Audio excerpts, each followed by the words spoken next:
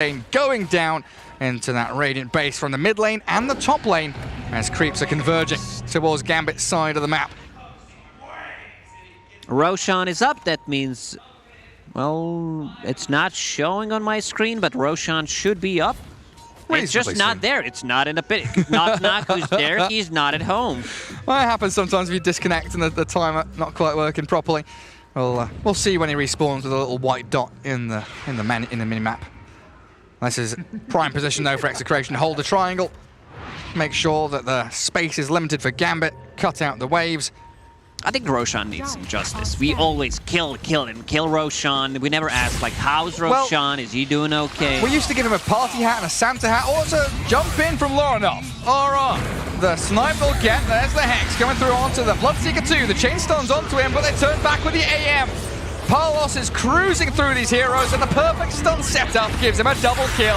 Afterlife is next. Dream is going to be dealt with pretty quickly by Parlos. A triple for your AM, and GG is called. Just like you said, it was coming after maybe one more fight, and the AM's turn to get an ultra kill. They know they have no damage whatsoever. Anti-Mage got way too big. Mixed damage coming up from Leshrac. Deals well with pretty much everyone on their side. Leicester never going to feel comfortable just getting on top of him because of the Edict. Storm Spirit, you know, this time around, even after having a really good start first 5 minutes, couldn't really deliver. Tough game for him. You know, that Yule Scepter, a lot of stacks. That's one way how they managed to make a comeback into this game, because Warlock was doing so much in the lane, enabling AM and also stacking those jungle camps for him. He gets a Yule Scepter, one big kill, and suddenly Storm Spirit just doesn't feel as a hero anymore. Yeah, absolutely. I mean, we can hear from the panel on exactly what we're going to be doing. We've got a couple of seconds here, but for the fact that any pair of heroes there from Execration was able to move out on the map, like the next Leshrac, I think, is the ideal pairing that just hunted for kills. The 10-minute Yule Scepter was coming out pretty quickly from him. It's something that we've seen a lot, at least the regions that I've been covering. It's a strong opener because you're protecting your Leshrac with the Nyx Assassin, one of the best, if not the best Lesh counter drafting-wise in the as well. Yeah, so you open up with these two, and then you feel very comfortable just playing Lesh. Feels really good. Yeah, and a free game for that AM. I mean, you were talking about the tri-lane. Do you think there's any reasons why they didn't really want to do that around the Lifestealer? I think this is something that maybe they should reconsider in a situation like this, because you put some more pressure on AM. You're setting up your Timbersaw for a really good game. His mana's not going to get burned, so he will be able to pop off, potentially rotate like 7 to 10 minutes in. You can swap the lanes, have that Timbersaw go top with the level 6, level 7, threaten a kill on AM, but yeah, didn't happen. Well, it's time for Rich and the boys to break the rest of it down.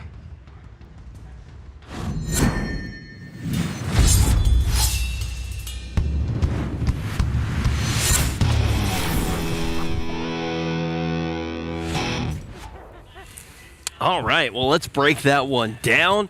Let's just start from the beginning. I think we're going to have some of the key moments from that game up on the screen, Jenkins, so we can actually start to take a look. But what are your big takeaways from that game?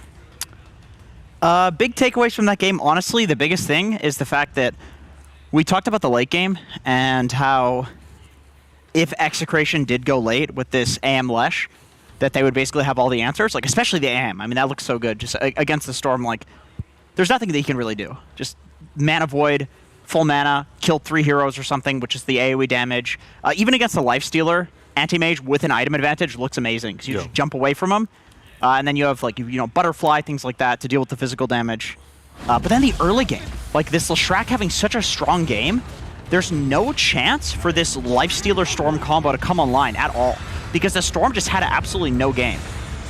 Yeah, Timbersaw was able to create like a fair amount of space, but no one really cared about dealing with him. He took the top tier 1 tower, and Execration were like, yeah, that's cool. You're not really important right now. We're mainly worried about shutting down the Storm Spirit, and Anti-Mage was more than willing to participate in fights very early on. Like, this AM was spending more time in the Radiant jungle than his own jungle, I'm pretty sure. And then they would just leave Timbersaw for the end, and then, oh no, now what? That's what happens. Right, that's anytime you have these mana drain heroes, like that's what you can do to Timber, is you just drain his mana, and then like, what is he gonna do? Cast 1 Chakram on you? You know, it's gonna do no damage. So yeah, you just kill everybody else. I'm actually surprised that we don't see Nyx Assassin plus AM more frequently. I think that if you have like a normal traditional lane support like Warlock for anti-mage, then you don't really need to jump in as the AM yourself and start getting mana breaks to get a good mana void. You just let Nyx soften up these high-end targets and then pop in at the end, pop them. Yeah. I mean, what we're seeing here, like, this is every fight. Every single fight is just, it's just anti-mage mana voiding the Storm. There's nothing happening here. It's literally just the fight going, Storm is pressing spells, everybody's pressing spells, anti-mage comes in and kills everybody. That's the thing, is like, Gambit didn't have any time to actually play Dota, because the mid lane went so horribly, and it was mostly because of the rotations from the Nyx and the Warlock coming in, helping out the Leshrac, as well as the Leshrac just like completely outskilling and beating Lorne off in the mid lane. He was like 2-7 at the end of the game. Yeah. It was not a strong showing from him compared to like when we see him on his Morphling. And so that's the thing, is like that the game looked even in terms of the gold advantage for the whole game. Kill score was like 10 Execration to 1 Gambit. Yeah, exactly. That's the thing, is like the game is not supposed to be even at that point. Yeah. It's this early game that you have the better lanes, you have the better heroes for being active, and just because of outskilling happening, it's like the only place that you could win the game, you don't, and then you get to the late game and anti-mage makes everybody look pathetic, because that's what the heroes picked for in the draft. You just get to that inevitability quicker, easier. Yeah. Don't have to get your There's no way to dirty. win. And I think now the main thing that I want to focus on is just where we're actually at in wildcard in general. If we could take a look at the overall standings to start to talk about, you know, what things actually look like, because we've gotten a look at quite a few of our teams already on this stream. I'm pretty sure we've gotten to take a look at everybody across the board. Or any teams surprising you so far, Tsunami? It just amuses me that it's basically nothing but draws. One win. That's There's been insane. 1 win so far, Nigma, and 1 loss from Gambit. Other than that, everyone is splitting series. Everybody's splitting series. And you're talking about inevitability. I think tiebreakers are an inevitability at this point. Yeah, which is good. I don't even know, dude. If tiebreakers happen, do they happen tomorrow? Yeah, it'll happen tomorrow because group stage is day after tomorrow. And so Yeah. last set of wildcard games will happen probably like 8 p.m. local time. And then we get to dive into tiebreakers. I'm down, dude. I'm down for that. Let's That do sounds it. Let's dank. make it happen. You were saying that Loda had a tweet that this could basically be a tournament of itself. Might as well have a tiebreaker for the tournament of itself. Yeah, so tomorrow isn't 8, it's 7. 7 best of 2s, right? Today's 8. That's right. Tomorrow's 7 best of 2s between the 2 streams. So we could end up having the 7 best of 2s into tiebreakers. That would be absolutely wild. Then go into groups. Imagine being the wildcard team. Like, that is just such a grueling schedule. It's definitely not going to be easy. This is a little peek, though, at the games that we're going to have on this stream tomorrow. So we're going to kick things off with Team Secret going up against Execration, and then we get a look at Invictus Gaming back-to-back, first against Vici, and then they're going to be going up against Gambit. So as you can see, that once we get that should set a wild card. But as Tsunami has mentioned, we might be getting some tiebreakers as well. We're going to be getting just a little bit more information because we got one more best of 2 coming up right now. I kind of wonder what will happen in this one. They're going to have a little bit of momentum. It's funny. The way that the splits keep happening, it's like the team that's about to play again, they end up getting the second game in the series, then they go into the next game with momentum, and you're like, okay, now they should be good to go. How do you think Execration is going to be able to do in their next game? It's such a hard question. Dude, I don't even have any favorites anymore in this entire tiebreaker, or in this entire wild card now. Like, I guess Nigma getting that 2-0 is a huge boon for them, because now they are first against a whole bunch of second place teams, and so there are 2 wild card teams that make it through. They may secure their first place, and then there will be a massive tiebreaker in theory for the second place slot. So I guess Nigma is the favorite. Vici are not looking as strong as I thought before. Execration and Gambit are not looking as weak as I thought before. And Secret is looking middle of the road. Everyone's middle of the road. So how many meta things are we seeing emerging here? Any draft sort of unpredictabilities compared to the DPC season? That also like depends on the series, you know. That's like what I'm saying. We're seeing Broodmother work for certain teams, and we're seeing Broodmother not work for other teams. The Morphling's looking really great coming True, back. I'll give you that one.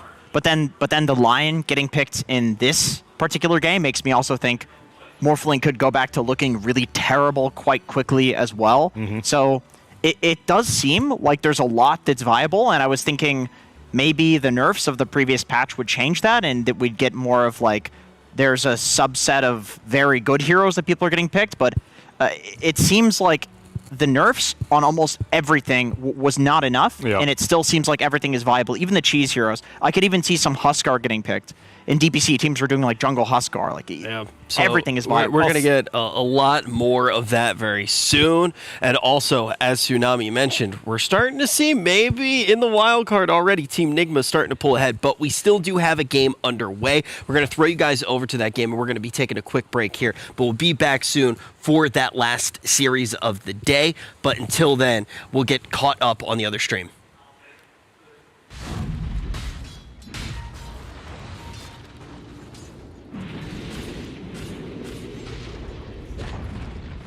Dire's middle tower has been denied.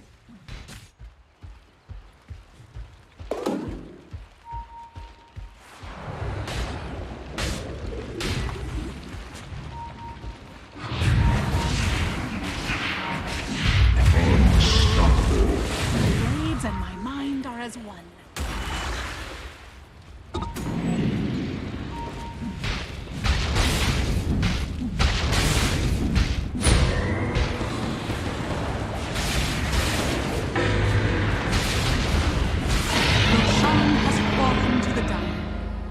Immortality.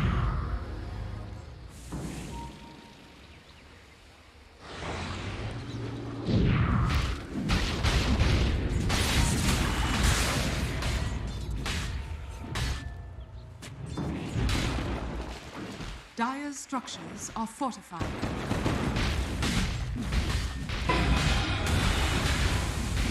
The hidden ones have blessed me.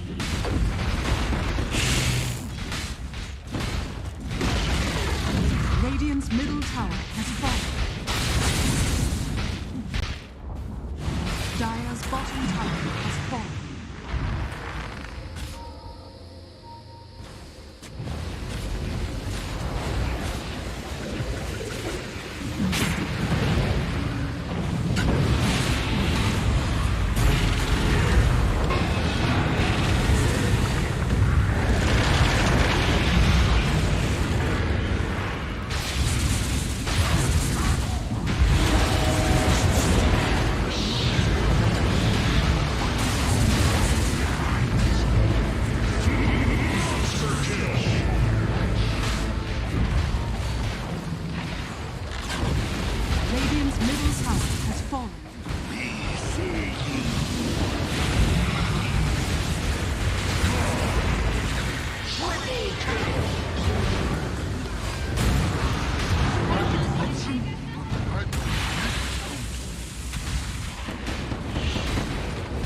Vici Gaming, victory.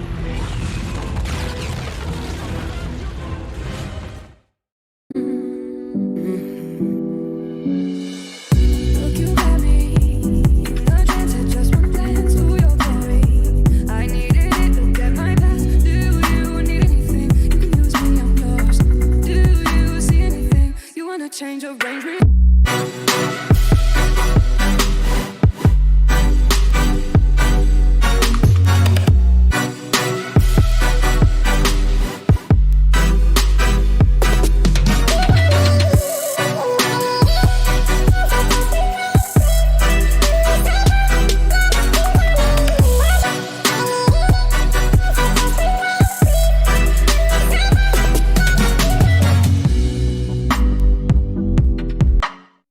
Every event is a part of esports history, full of memorable moments every fan wants to be a part of.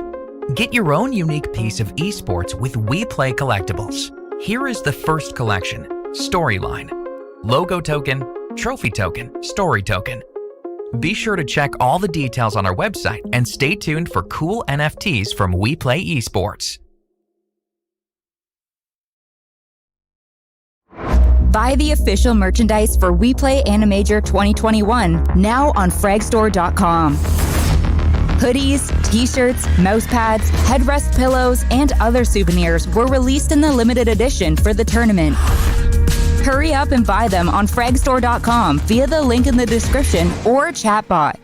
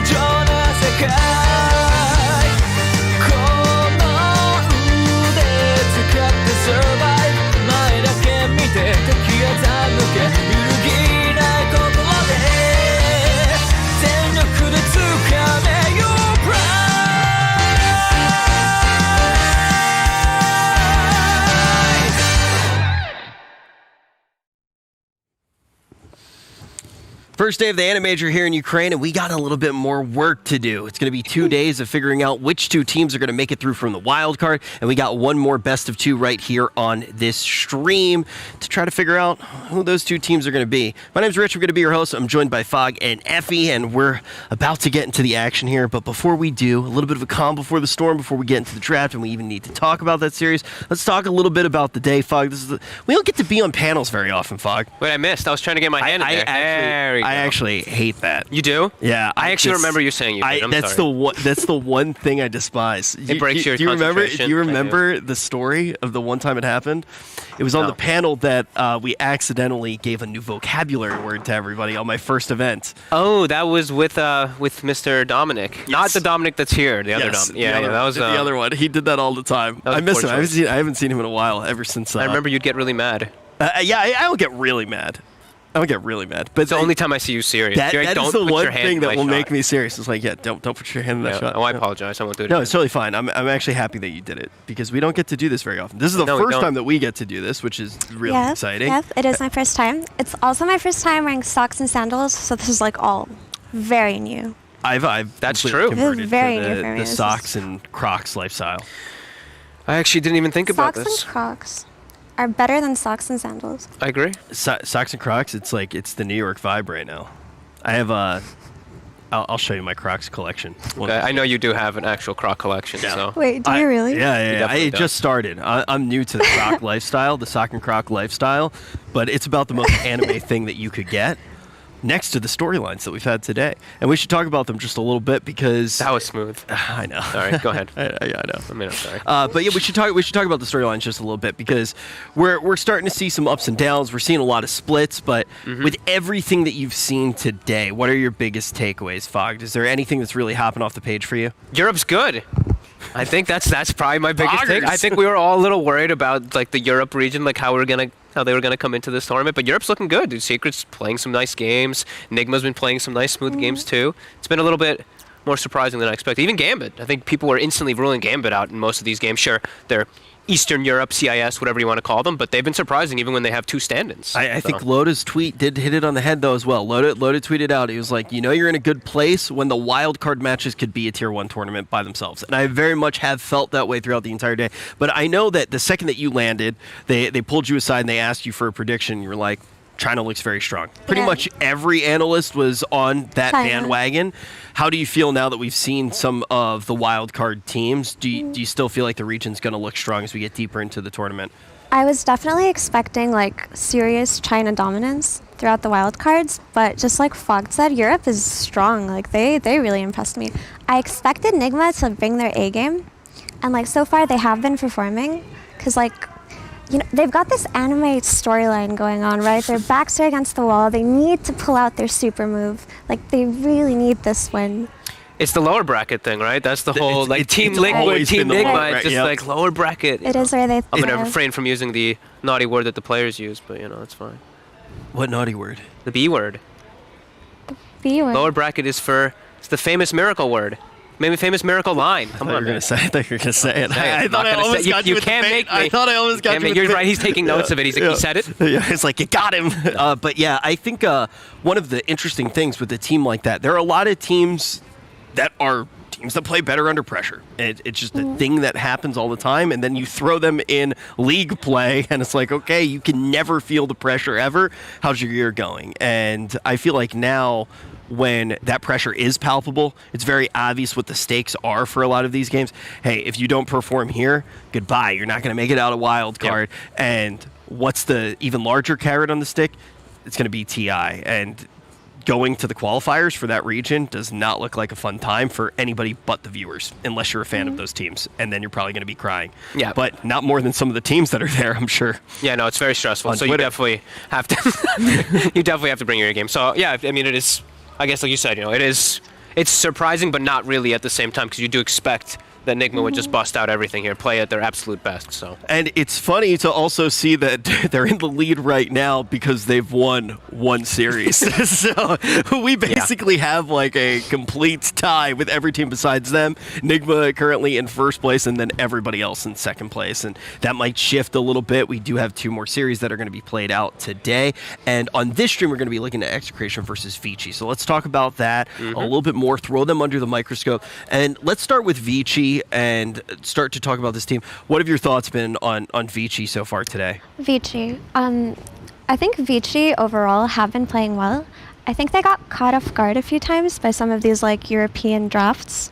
Like, it felt like they kind of underperformed versus Puck in specific. I don't know if you saw the same thing. Yep. But generally, I think Vici is a team that is like very methodical. They like stick to the fundamentals. They just play so well. So if they can hit their stride, I think they can keep going. Yeah, you talk about them being methodical. Very much, we can talk about the anime thing again. This is very much a Naruto and Sasuke situation, where you have complete opposite styles. It's from Sasuke? Sasuke? Sasuke? Sasuke, yeah. Oh, okay, that's your name for him. Okay. Yeah, you know, the guy with the... Fair enough. Man, I'm trying to figure out a way to say Sharingan wrong. The Sharingan. The Mangekyo Sharingan? the gecko. He didn't have the Mangekyo. The gecko Sharingan. He didn't have the Mangekyo. He didn't get it till the end. Oh god, it's what the heck, dude? Oh no, well, he sorry didn't everybody. Get it until like he got it midway. What? Stop with the spoiler. We gotta stop with the spoiler. The anime ended years ago. Too bad.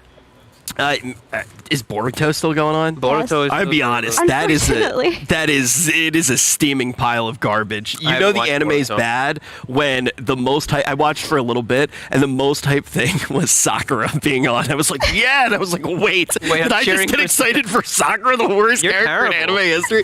That was when I knew Boruto was really doomed. Dude, I think Sakura is easily the worst character in all of anime. The only character, so I have to look at characters outside of anime to find her match for other terrible characters. The only other character who is as bad and as flat as like Sakura is as a character is Oliver Twist. Because you could think about it, Oliver Twist, you could change it. Okay, not in anime. Charles Dickens. I was about to say what? Yeah, literally Charles Dickens. But if you took Oliver Twist, you know Oliver. Yes. Who will buy my sweet red roses? Yes. You know that one? If you replace that character with a chair, everything that happened would still happen. That's fair. You could replace that kid with a piece of furniture and everything would still happen. Sakura has the same depth as Oliver Twist. So what did this have to do with Methodical and Vici? Because these are 2 teams with opposite styles. That is exactly true. It really is. I mean, let's talk about the other side. We talk about, Effie brings up the fact that Vici's a very methodical team. So what's the opposite of order? Execration. I think that's actually perfect because they have some very different approaches to not only just the way they play in games, but also their drafts. Like we even saw that other game when they had like Rubik. I actually think I still remember the whole draft. It's like Rubik, PL, like Broodmother, Wind Ranger. They just have like no front line. They're just playing a different kind of style of Dota that we're not used to seeing. Usually we see more, your traditional, you have a front liner, you have somebody who's melee, blah, blah, blah. You don't have 5 ranged heroes or something on the same team, 5 squishy heroes. But, I mean, they can make it work. These guys are young guns, so they're just exciting to watch because they're unpredictable. Exciting and unpredictable. A team like Vici that very much is going to fall back on the more standard things that we would expect, and being a consistent team. How do you think that they fare against that? Do you think that 9 times out of 10 they're going to be able to come out ahead? I do think so. I think Vici, especially with the way that the 2 supports play, these are, before even coming to this tournament, DY and PYW, they're my 2 favorite supports to watch. They're very methodical. You know exactly the way that they're going to play, but they don't really make those mistakes. Like, their early game is so on point. That's the thing I'm going to watch for first 10 minutes, because they are, like, it's extremely methodical. Like we keep saying, it's 2 supports rotating to mid lane for catapult waves. They do the same thing every single time, every single one of their games. They play very heavily around those catapults early on, so. They're so consistent, too. Yeah. Like, I'm not sure if you caught the last game, but the reason why they were able to stay in the game for so long was just the performance of the 2 supports, I'm pretty sure. They were, what, like 50k gold behind, and somehow they're still putting up fights inside this team, like versus Secret, when they're super far behind. They're still putting up fights, and that is, the supports are top-notch spellcasters, top-notch players, so they're the ones to watch usually. And as we get into the draft here now, the question is Execration going to be able to put together some of the pieces to potentially throw those curveballs out to be able to thrive off of the chaos that you've heard the analysts talking about? Or are we going to see Vici be able to do more of the same? You do it twice. That one was not intentional. I was inching closer to get ready to read because I can't see any. I'm so blind. Oh I've been struggling really hard actually to see today as well. I was just making sure. Okay, good. All right, nice.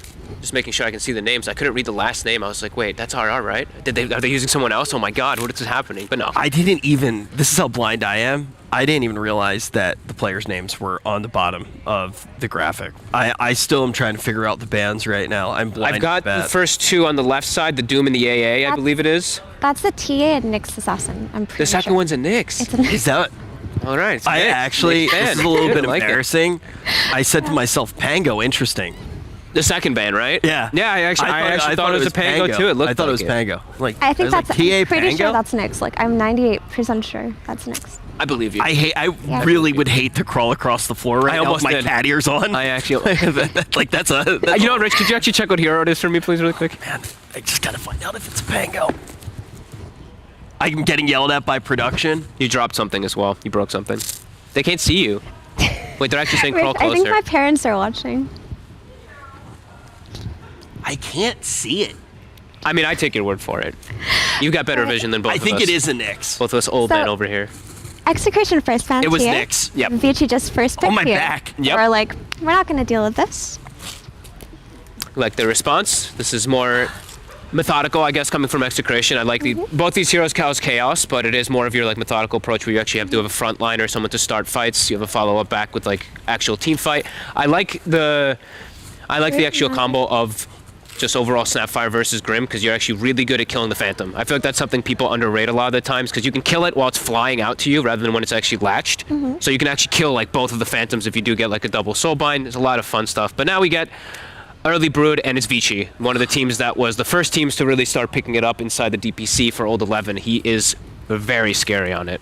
Let's talk about Brood Mommy, though, just a little bit, because I think people have been going back and forth throughout the day. Pretty much every analyst had a different take on what should happen with Brood. So what's your take on Brood right now, Effie? My take on Brood. Honestly, I think Brood is still a good hero. And she's quite flexible in her item builds and the way that she's played. I think that's one of her like good qualities, obviously. She did get nerfed recently, which was a pretty significant nerf. They removed her lifesteal from 70% to 40% at level 1. So like her performance on the offlane was affected a little bit, but I still think she's pretty good. Like I think the fundamentals are still there. Like if the team has a Brood player, you can still play Brood. Yeah, what route do you think you would end up going with the Brood? I mean, obviously we need to see a lot more information here, but I heard Lacoste saying, you know, can you right click? Do you go for something that's more in the lines of a pipe? What do you think is the optimal route to take the Brood? It depends on what the rest of your heroes have and with what you're playing against, of course, but like if you have a situation where you're lacking, let's say, some type of silences, or silence is super valuable in the game, I like the Orchid build a lot of times, then you can still go for your pipe build. I think even throwing a pipe in randomly is still good on the hero just because you are still playing around spiders, and a lot of these heroes that will be able to clear your spiders, once you get pipe, they just can't. They can't actually do anything to you whatsoever, so. And I think pipe is quite valuable this game versus Tiny and Snapfire. Like this is a really good pipe game. Yeah, I think so too. I agree. I don't know what that hero is. Is that a Tidehunter? The Tidehunter, I think, is the middle one. I don't know what the hero one on the left is. The Tide. Like it looks kind of like a fish. Like what? Well, yeah.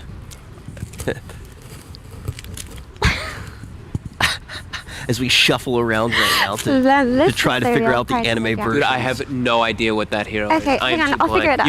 You're good at this. I'll figure it out. Effie. All right, you just tell me what's happening and I'll... Okay, so that one's the puck. I've learned that one. That's puck. People were struggling on the puck. That's definitely puck. You know, my favorite thing about it, it's the angle that they took for the puck. It's like the universal anime shit's about to go down face. The face, like the head it's like tilted down. the eyeballs are like fish-eyed. Yeah. That is the most anime puck possible. So they're banning out the...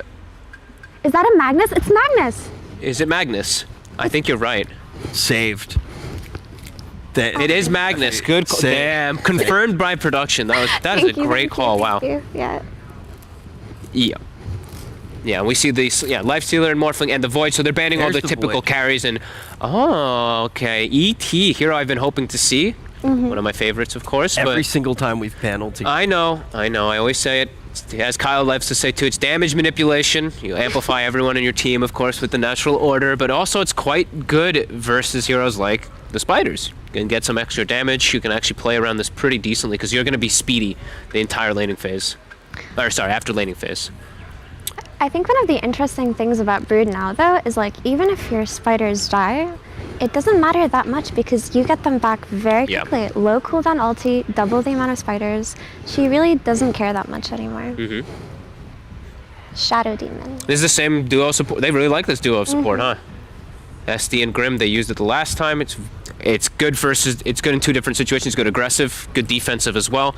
Good versus ET for the Dispel all throughout the game if it is going to end up being a core, which is possible here for Execration. Also a potential save against the tiny jumps in the future if you're fast enough. It's a bit hard to press it mid-air though, but it can definitely be done. I feel like every time people do talk about like these saves versus tiny, I feel like I never see teams do it, but using Portrait. Saving teammates by using, like, you click Disruption and you click your teammate's Portrait. Then you can actually catch them. Like if you're tossed up in midair, you know, it's really tough to click on your hero to save them a lot of times, but if you click Portrait, it does it instantly no matter what, which I think people underrate quite a lot. If you play with Quick Cast, you can just move your mouse like up and down over the fast hero, and you'll just get it. Quick Cast. Quick Cast, I advocate for it, I don't use it. As we look at Execration right now, what boxes do they still need to check in this pick? Execration. I'm still worried for the lane that's going to be versus Broodmother. Like, I still don't feel like they actually have a Broodmother solution overall in the game. Like, Tiny can, but that's not going to be the lane that he's going to be in. So, okay. So you do get the Mars. This is one of the better ones. I personally like Centaur a lot versus Broodmother. Crimson Guard is so valuable. Pipe is valuable because she also does magic damage now. But Mars is also a very good pick. I think it definitely ticks the box that they need there. I like it just because it's a non-committal kind of thing to clear. It's also good to catch, like, because sometimes these Broods, they play around tree lines. Beautiful thing about Mars, you drop the see you later trees. They're all gone, and then the Brood is actually trapped inside of it. Not just because of the Rebuke clearing Spiders, but also it's nice. with Mars' new shard, he has like DOT damage for the Spiders. It's pretty nice. Ember Spirit. Ember, okay. Are you on board with it? That was an inquisitive remark there coming out of you, Fogged. I wasn't expecting to see this hero so much, to be honest with you, but I do kind of like it, especially like just getting into backlines is so important, especially versus heroes like ET and Snap. So there's a hero that just doesn't matter. You see Mars, who cares? You have a way out of that Mars arena always too. You can just like jump right through, get into these back heroes, and you got Grimstroke. So it's a hero that utilizes Inkswell at like its absolute maximum. Quick but answer. On the other hand, Tiny and Mars can also dump this Ember Spirit. Absolutely.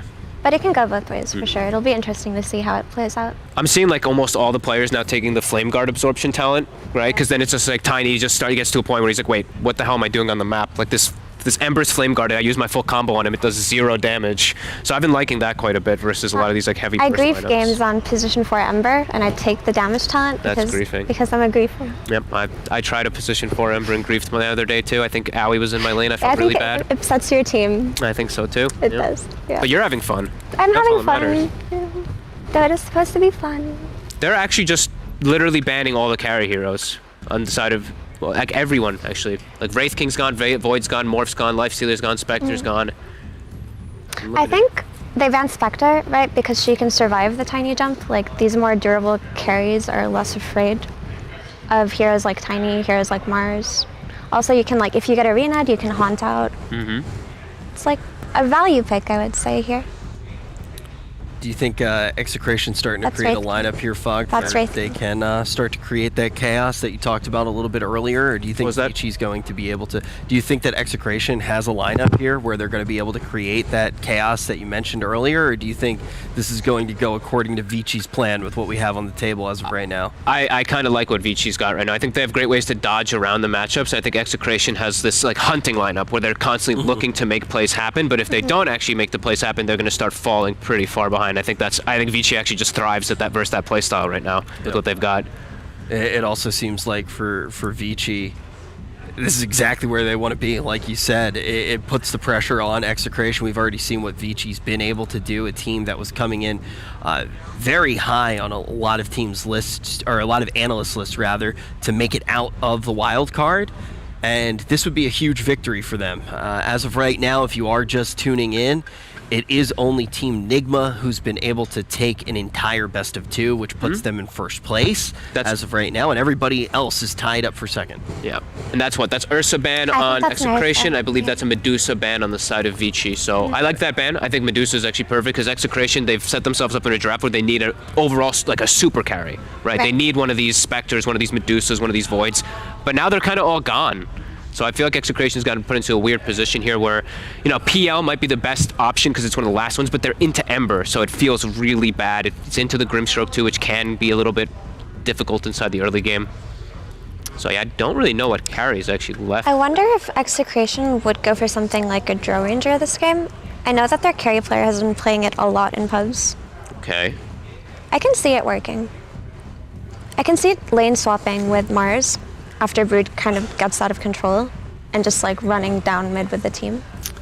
Yeah, maybe the Drow. Okay, they go for the Slark. They are like, it's like a full melee draft, I feel like, on Execration. Yeah. We got Tiny, ET, Mars, Slark. We have the Snapfire as the only ranged hero, and not even the most ranged, where I feel like, I mean, I like this. This is where I feel like Ember actually thrives. We're able to just get on top of heroes like this, and they can't actually punish you as much. I like the Jug, too. I feel like this is a hard Tiny game.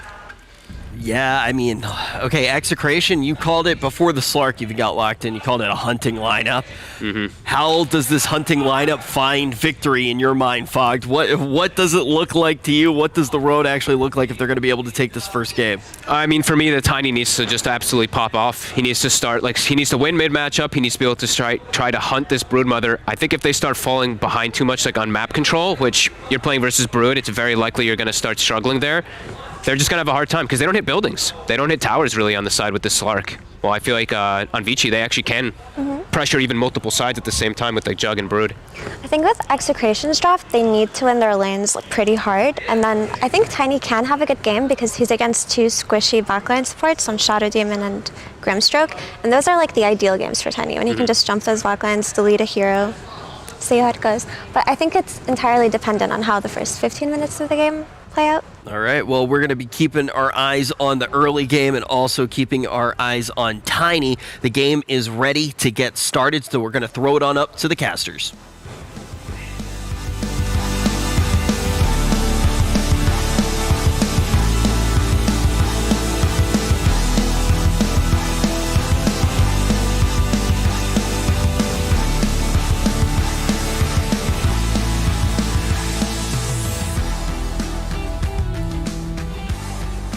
Oh, you're coming right towards me, not even trying to get away. Hello, everyone. It is me, Sir Action Slacks, here with Owie 2000, ladies and gentlemen. Round of applause for the AniMajor. It is Execration versus Vici Gaming, and we are so excited to bring it to you. How you doing today, Owie? I'm doing well. You're very loud. Fantastic, Owie. Welcome. I've read the Reddit thread about you wanting to be a better caster. Well, welcome to the final test, my friend. You survived this, you'll be going to TI. Anyway, great teams we have here today, my friend. Are you excited? As the panel said, it is going to be team practiced experts versus team wildcard in the wildcards, and it should be something to behold. I do not see the Arkosh Gaming voice lines. Whenever we can spam those, that'd be great.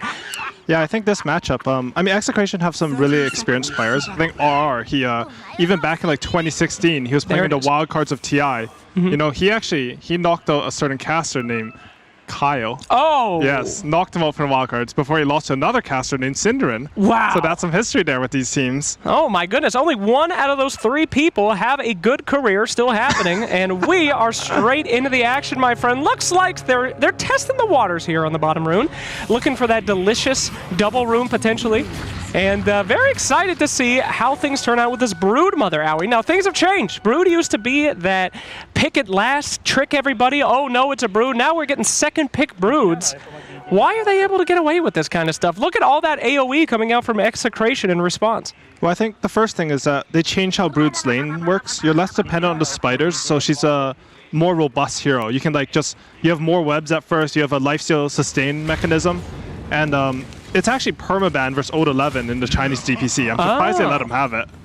That makes a lot of sense, yes, indeed. I sort of like their plan though. Like, their Mars and Tiny can both kill the spiders, which means that as soon as Slark can't lane anymore, they can just swap the lanes and he'll be completely fine. Yeah, this looks like the lane from hell down here. You've got Slark trying to survive against Broodmother Shadow Demon. Pretty tough, but hey, he got that last creep hit there on the range creep. Very important for you 3K players, trying to make sure that happens here. And yep, typical the dance around the small camp that you'll see with these supports. Yeah, while executed by PYW, he actually manages to block both camps, which means that the ET can't interfere with this pull at all. He'll be able to get lane control and just get this Brood a lot of levels. Oof, look at that. That is not what you want from a Broodmother lane. Already a difficult lane, and it's only going to get worse as Mama, that single Mama, is looking for a date, and that little fish boy, he is looking mighty fine. I stopped talking. You can pick that up right where I left it, my friend. No, I'm just kidding. Thank you. Thank you, Flex. Top lane, looks like things are a little even up here.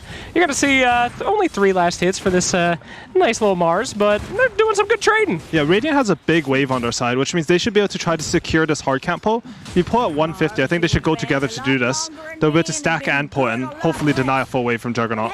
Absolutely. Yeah, you can see Nico, he played a bit greedy here. He didn't come with the Snapfire, and as a result, DY was able to just mess with that pull. It's a bit suboptimal for them, I think. That's right, everybody. If there's one person that knows about messing up pulls, it's Owie2000, as I like to call it, the gatekeeper in my pubs. Face off against him at least once a week. Thank you, Valve Matchmaking, for ruining my MMR. Owie, it's so good to have you on next to me instead of destroying me. But back to the game. 0-0 still. There's a tree in that guy's face. Pretty exciting stuff. But pretty tame, I must say, for these aggressive lanes. I think it's pretty low kill threat on both sides, to be honest. Like Juggernaut, Grimstroke, if they go too far up on the Radiant side, they might get killed, but you have the cookie to disengage to spin. And bottom lane, like, it's really hard to kill with a Broodmother. And like, it's not like Slark ET has a lot of kill threat. Like, maybe some pounce ET hits, but it's nothing big. Securing those last hits. Ember Spirit still in the lead. Ooh, it tied, actually. It just has a few more denies, but, you know, those mid players, they care a lot about that deny stuff. Uh-oh, a little bit of action down on the bottom lane. Nice leash coming out from Slark, looking to potentially secure that first one. It looks like he will be able to get in. There you go. That's a big kill. Hell of course, yeah. I said there's not that much action coming, but they just instantly die. Well, that's called the caster's curse, Owie. That's how it works. That's how it works. At least that's what you curse yourself with. I curse myself with baldness, so... What can you do? I said I'd have a pompadour for the rest of my life. As we move back to the top lane here, a little initiation. Nice cookie into Spear. Bring back that Juggernaut, but you just can't stay near Bob Ross Jr. as he approaches onto that Mars. Looking nice. All right, bottling up. Looking for something to happen here. I gotta say, though, everything seems pretty good. Everyone's pretty tied up. Mars is coming back. Another cookie, another Spear. Do you learn, gentlemen? Here we go. Po-yo-yo about to go as he's running for his life underneath the tower. Takes one more skill to take him out. Cancels the south. That's not too huge. shabby. They don't have any regen left. Oh, they only have some tangos. He didn't skill up the healing ward at level 2, so they're going to be under a lot of pressure with this double wave coming in. First-time viewers of Dota have no idea the gigantic impact that we just witnessed with that salve cancel, but we sure do. Uh-oh, here we go. Back to the top lane. Gonna go on him again. This time on to the Grimstroke, a much easier target as they're gonna take him out. Mr. Spins going for wins, and he's gonna try to get that Sapphire. Sapphire turning it around. Here we go, Mars. Not any mana, though, so he's gonna have to walk back, but this is a complete lane domination from Execration. I have to say, I am pretty surprised. I think that death from Grimstroke was actually pretty good for Dire. Because Juggernaut, they both had sort of low resources, and if the double wave had pushed into the tower with them having low resources, Jug wouldn't be able to get any CS. Uh-oh. Bottom lane. Got a little crafty there. Sorry to interrupt you, sir. I'm dumb, so I thought that Slark might die, but clearly he was completely safe. Go ahead, Owie. Yeah, I remember a game at TI where Anna was playing versus a Batrider, and he was like about to get triple waved in the tower. And instead of he forced the Batrider to Firefly on him, so he would die and respawn in time to get all the CS, because it's actually worth more for you. And this was more ideal by Vici because they go on them, so the Grimstroke dies. He's able to like refill mid's resources with the bottle refill and get all of the items. That is a fantastic thing to use in your games at home. Kill every time you die so that you are recharging your resources, and it's the most effective way to do it. Just say it's fine. Triple Remnant mid. What? Nani? Okay, he's going back there. I guess Snappfire's looking for the cleanup, but Ember Spirit has just so much health with that shield. The shotgun! Grandma says, go back home, little one. And there you go. I'm not sure if that was worth Owie, but it was something. I think generally those trades actually favor the team whose support gets the kill. I mean, I'm a bit biased because I play support. Okay. So bottom lane, 1 second. Here we go. Single mother looking for a date, going out. The kids are not home yet, and she is all alone, going for that little Slark boy, and he's going to make it out. Yet, turn around on the Elder Titan. Old solo man going against that as well, and just gotta say, very weird sexual tension down in that bottom lane. Yo-yo, picking up a kilo up in the top lane. I can't believe it. What happened to his good friend, Snapfire? That's why you never rotate, kids. Carry dies immediately. At the same time, this Snapfire is level 5. Like, he's the same level as the Juggernaut. When they come back up here with the Mars, full resources on Snapfire, he got balled up when the Tiny came back mid, and full resources on Mars. Like, they're going to pressure this Juggernaut really hard, I think. Yeah, nice stacks coming out here. Miss Cookie. 2 position 5 players, you know, both looking at the stacks, looking at the wards. Carry players in the chat getting extremely upset. Me want kill, talk about death, as we see these rotations a little bit more. Still, both teams playing it rather cautious, getting some kills here and there, but the kill threat, as you said, has, you know, increased significantly. Double damage coming out on the Ember Spirit, trying to buy himself some time, Mr. Tiny. And we'll see how this lands out. So what are your predictions so far on how things have been going in this early game, Howie? You think that we're in steamroll territory anytime soon? I think... I'm not too sure when the snowball, like they want to start the snowball. I think Vici, they should look top and see that they still have a catapult here in a double wave. They should try to rotate the Ember there. Mars, they didn't do it, but Mars had no TP, so I think that would have been a really good rotation. I think, like I've seen this every game for the last 3 years from Vici. They just, on the catapult, they bring both supports to mid, they check the 6-minute rune. It's really good, and usually their transition from mid is also really solid, but this catapult ended up not doing any damage to top tower. Yeah, well, Broodmother has hit a nice power spike. She has her ultimate, and she's got the babies now. Going to be setting them in to try to take this early tower, as all Broods do. Slark on the verge of level 6 as well, which is huge for him, as he is going to try to turn on this Brood. Here comes the cookie. Oh, Slarky Malarkey, not looking the right way there. Old 11 has got to get out of there, but this is an experienced Brood. Just another day in this arachnid hell. Well done, Brood.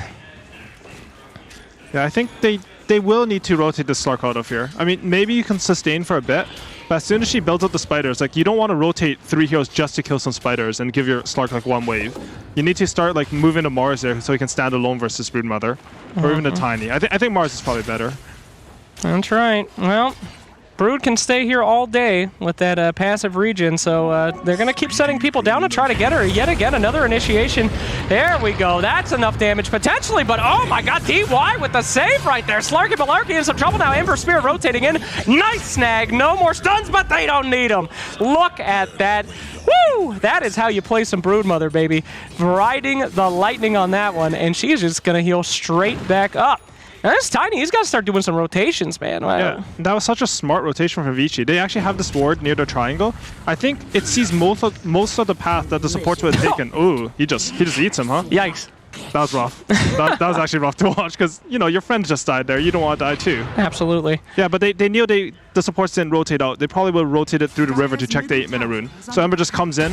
When they go on Old 11, he's able to turn her around, and that's a huge turnaround there. Yeah, so what do they need? Do they need Tiny to get a Blink Dagger so we can start doing these rotations, or what? I mean, it seems like that, but he's almost 2,000 gold for a Blink Dagger. I don't think he can wait that long. I think this play on top, like, this is the right play, but it's very hard because it's versus Juggernaut. He needs to hit some Spear into Tiny combo here. I could toss him into it. We'll see what happens here.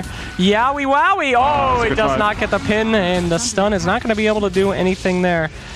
Yeah, that felt a bit low percentage. I think maybe they should have tried to use the Mars Arena to mid. Like, killing this Juggernaut, just not... Like, even all 3 of Vici's cores, though, they're very hard to kill this game. Oh, this is what I've heard the talent talking about. This is the classic spider spread out that Old 11 has patented. He will send all of his critters to different parts of the map to act as wards, and he is some kind of spider god. Now, I copied that from Fog, so please don't let him tell you that I've been listening to him have conversations with other analysts for my cast, but keep an eye out, and there's the patented spider split there. Yeah, I'm not sure how he does it. I think he might play like Brood War or something, because they do that a lot in Brood War. You have to clone your Mutalisk. But it's very good if you can do that. Just extra vision. No one else really does it. It's such an advantage. Brood War, I get it. Good one, Owie. Yeah, that was intentional. All right, time to clean up these stacks and get a little bit of comebacks as Juggernaut in a pretty precarious situation. He's going to spin. That's an unfortunate timing there. No health, no mana, no chance to survive unless she fucks it up completely. Yoink! Sorry there, Nico. As we continue on. That was like just straight between the 2 trees. Yeah, definitely. Definitely a very hard Mars hit as we see the fire snaps coming out here, looking for some kind of kill there. Gonna be tossed on! Holy Macarena!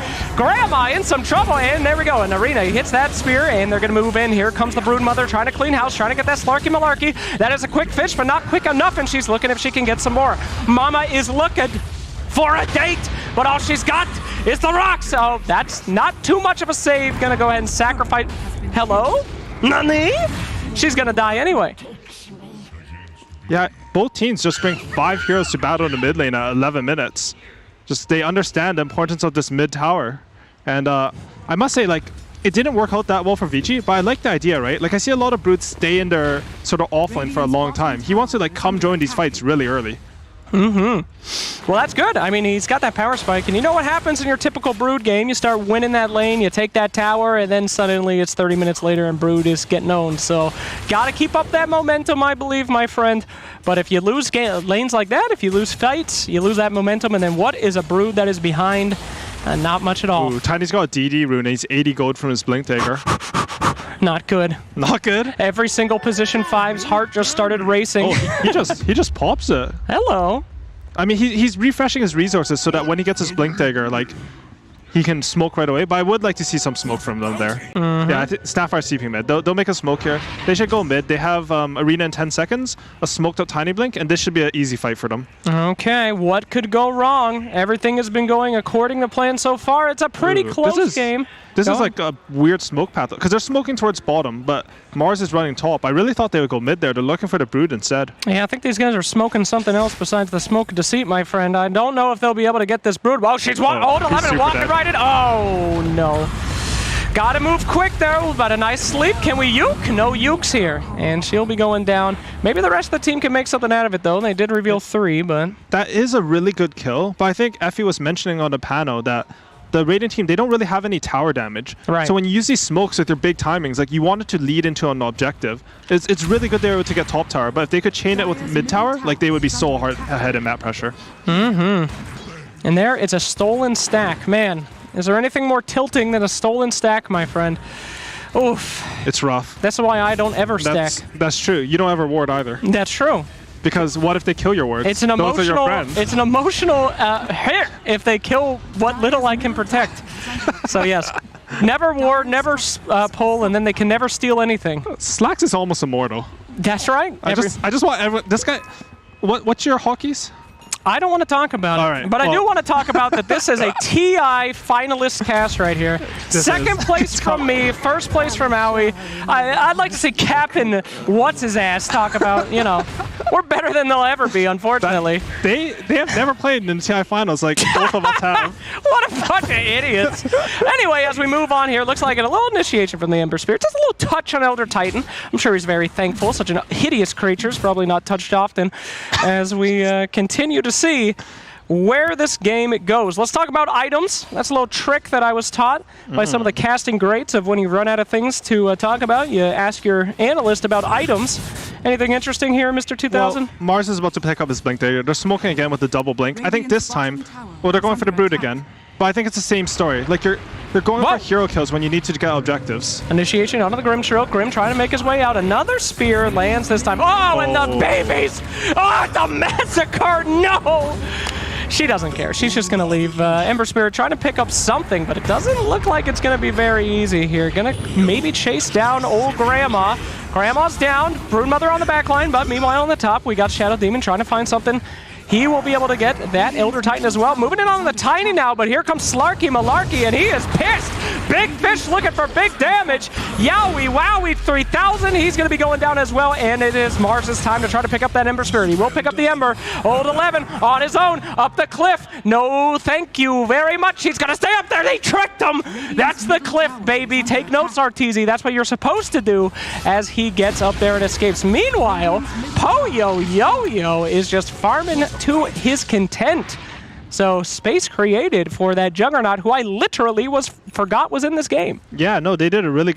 They tricked you. You have full vision. My God. They just moved everything away from Juggernaut. He farmed a lot of gold there. He got mid-tower. I'd say probably the most important objective on the map. And like the Tiny, he got 3 sets of spells off there, but how Vici kited that fight meant that like they didn't lose as many heroes as you would have expected them to. Really well played by them. Yep, going for a Battle Fury here to accelerate the farm, eh? So he assumes that he's going to be making enough of that money, Owie? Yeah, I mean, I usually don't like Battle Fury with Brood just because Brood tends to occupy the bottom, like usually carries you by Battle Fury. You occupy the offlane because you can go back to your Ancients and farm it really fast. But I think they probably have some idea of flipping the map with Brood so you can control Roshan area anyways. Oh, they're going in here. I think they know about the stacks, right? They want to steal this, but... This is why you don't stack. Look at this hard work. I don't know if they're stealing this. Oh, no. No, no, no. And there it goes. They're doing a lot of damage to these Ancients. I'm honestly surprised. They just brought 5 heroes and hit them. Well, look at that. They're gonna... Somebody's going home and they got robbed on Christmas. That's really sad, because Juggernaut just got his Battle Fury. He's heading over there to get the Ancients now. Grimstroke dies. Juggernaut gets destroyed as well. He's gonna be able to spin out, but will he be able to make it through that double damage Mars? Meanwhile, on the back line, Grandma going for initiation on that Demon. Gonna be protected, though. And another initiation there. Nice pick up on that Ember Spirit. But Mars still got that double damage. Looking for that big hit. There's the spear. Old 11 trying to get out of there, but the cliff is somehow clipping into the Mars arena, and this is a complete disaster. Oh, wait. Hold on. That's a Juggernaut. I forgot about him again. Ember Spirit trying to make his way out. Tiny moving back in, and here comes the spin. Will he be able to make it out? Yes, that broken combo. The spin and the swell, as my girlfriend calls it. Yeah.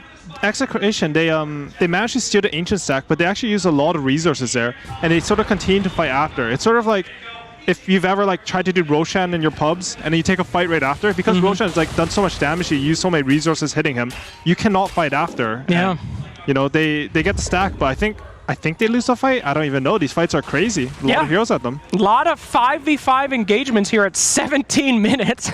Yeah, no, when else would you want to fight, right? I mean, that's my kind of game, baby. As we move back in, and here comes a scan. They're just going. This is like the 3rd smoke in a row. Well, you got Tiny mid. You got to go get your pickoffs. You got to get that map control, and you can't let Brood split push you out and let that Jug free farm. So I gotta say, like, you see the Battle Fury on Jug, but he hasn't been able to farm anything. Like, he bought this Battle Fury, but they're just... Execration, they're playing so well against it. They see Battle Fury and Juggernaut, they're weak. Okay, let's go take his Ancients. If this guy has more fighting items, maybe you can't make that same play, and the non-Battle Fury item actually ends up giving you more farm. Might have wanted to go a battle build here. As we see, it is pure battling from beginning to end. Broodmother finally starting to get into her element a little bit and provide some push. Gonna start to take the enemy jungle, maybe put some pressure on that tower, and this is what you'd expect from a Broodmother game. They farmed 6 of Dire's Ancient Cats. I don't think Dire farmed any. That's a huge, like, more than net worth, it's just a huge EXP swing. Oh, there it is! The Spider Special. What's the Spider Special? Just sending one. Look how he puts them all on one so it looks innocent, like 2 little babies. Just like, you know, single mothers on Twitter. You're like, oh, do you have any kids? Yeah, just one. And then they just explode out of her house and they're like, give me money. I've been there. Okay. Dating's tough, Allie. Okay. At any rate, as we continue, top Radiant Tower Tier 1 still up in a Broodmother game. Bad sign here at 19 minutes. Vici Gaming, though, they have a lot of ways to get back in this game, in my opinion. Ember Spirit comes back. Broodmother, split push. Juggernaut can get some farm. This is like Tiny's time, right, Owie? This is rotation and insta-kill any one that he finds. It is. He has his Echo Saber now. Yeah. I'm not too sure what Vici's timing is. To be honest, I've seen a lot of this Broodmother hero, but they're like, how do I say it? It's hard to involve this hero in your timing because you don't know when this hero's strong. Like, you need more conditions than just your items, right? You need like the webs, you need the spiders, you need additional conditions in order to be able to fight. But this is one thing that Brood's really good at. He's really good at killing the enemy tier 2s. Which is hopefully what we see here. Got to make some space, Broodmother. There's so many people next to her, though. They're crowding around expecting her to get gone on, I guess. Do you see that spider spread? They're checking all the TPs. They walk back as soon as I say that, so they couldn't see the TPs. But he's getting this tier 2, I think. That's absolutely true. It's very hard to defend. Look at Slark is also looking at a tier 2. That one's halfway down, but the spider spread has happened again. Look at those little sentry boys. That one's having a little dance party in the corner. He's so excited. Go get him, Jeffrey, as we push that bottom tower. There we go, Broodmother making it happen. Meanwhile, Dire tier 2 top still exists, so Broodmother did her job. Yeah, I think most of Dire's thinking right now is like whether they can defend this top tower. If you can have this shrine advantage against your opponent's outpost advantage, it's a huge deal. Gotta love it. It just goes down. Love it when the tower dies while the analyst is talking about all the ways that they can defend it. Very depressing stuff. You know, they're thinking about it. They decided not to. Instead, they smoked. They take control of the enemy boundary and triangle. And you see what I'm talking about, Owie? They just walked by an ancient camp, no stacks. What did they get out of this? Nothing. That's really smart. Stupid. Your way of playing Dota is really good and efficient. Thank you, Owie. That is a great way to suck up to your co-casters that you're trapped with for the entirety of the event. Love you, buddy. As we continue, a little bit of pressure. Oh no, caught out there on the Shadow Demon. That is not the man you want to get caught in the arena. He's supposed to save people in arena. Can't even make it to his Ember Spirit. Meanwhile, Grimstroke getting a little bit of the binds in a non-useful way. Ember Spirit trying to get this Mars. Mars pops that little Wandy, and he's going to make his way out. Little baby's suffering here as Old 11 goes in. Get the spiders, get the Omni. Oh, but he's not very lucky. Goes for the illusion. He will still be able to get it. Grandma in some trouble now. Here we go. Slarky Malarkey on the back line, getting assaulted by Grimstroke's wife. That's real lore. He's going to try to go in, spear him actually away, feeds Mars into the pot here, and Slark will be able to get that healing ward. At least something died, and now he must make his escape into the water. Is that the one that got away, Owie? It looks like it. Yes. Thank you. Nah, this fight's like, I think the panel's mentioning, but they have a lot of like single target jump on Execration side. Tiny was able to sort of find both the supports. They kill him. That's his job. But afterwards, as soon as the Juggernaut with the healing ward, Ember and Brood group up, it's really hard to fight them when the arena's down. You don't have any stuns left for them. I think we saw that like Vici's long fights are really good. I think Execration need to look to take these bursts with like the Tiny combo, maybe some Snapfire OTs, and sort of use the ET Stomp to reset, keep as many of their heroes alive as possible, and look for another jump after that. A standard Brood game, staying in this lane, trying to make a little bit of space here, but Execration, as you said, is just playing this pretty well. However, they are starting to fall behind in the net worth here. 4K ahead on Vici Gaming. The Battle Fury is kind of coming out, and Slark has tried to do this team fighting in a couple of engagements, but he hasn't found it to be a little too profitable. So we'll see if they can't keep this momentum up, because I feel like once they fall behind, it might be the end for them. Yeah, they're smoking again. This team has a lot of smokes. They must have bought them really early. Maybe they stole some from the enemy? I don't know what's going on here. This is crazy. But they're smoking up a hill, though. Uh-oh, wrong target. He's going to break that smoke. We're going to see a blink, but it is not revealed. It could have just been a roaming Tiny, so they're still going to try to do something with it.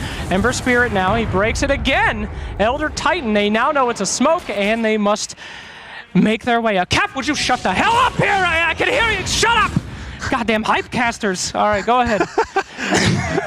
Yeah, the thing we forgot to mention this game. Keep casting! There's nothing to cancel the Jug spin TP, so it's very hard for Execration to deal with the map. I think earlier on they did a good job of dealing with the net worth disadvantage, like just from the sheer map control that Vici should have, by going and stealing the enemy's Ancients. However, as soon as Vici hit their items, they couldn't do that anymore. Let's take a look at that tower. Oh no, the spider split. This is what they dream about. This is a Brood. Oh my god, okay. We don't dream about that. Call Child Protective Services. That tree just hit all those children. But tower halfway down, what other hero can do that, Owie? That is a lot of damage. And I think it sort of reveals, as we were talking about, that one of the weaknesses of Execration's lineup. Shit.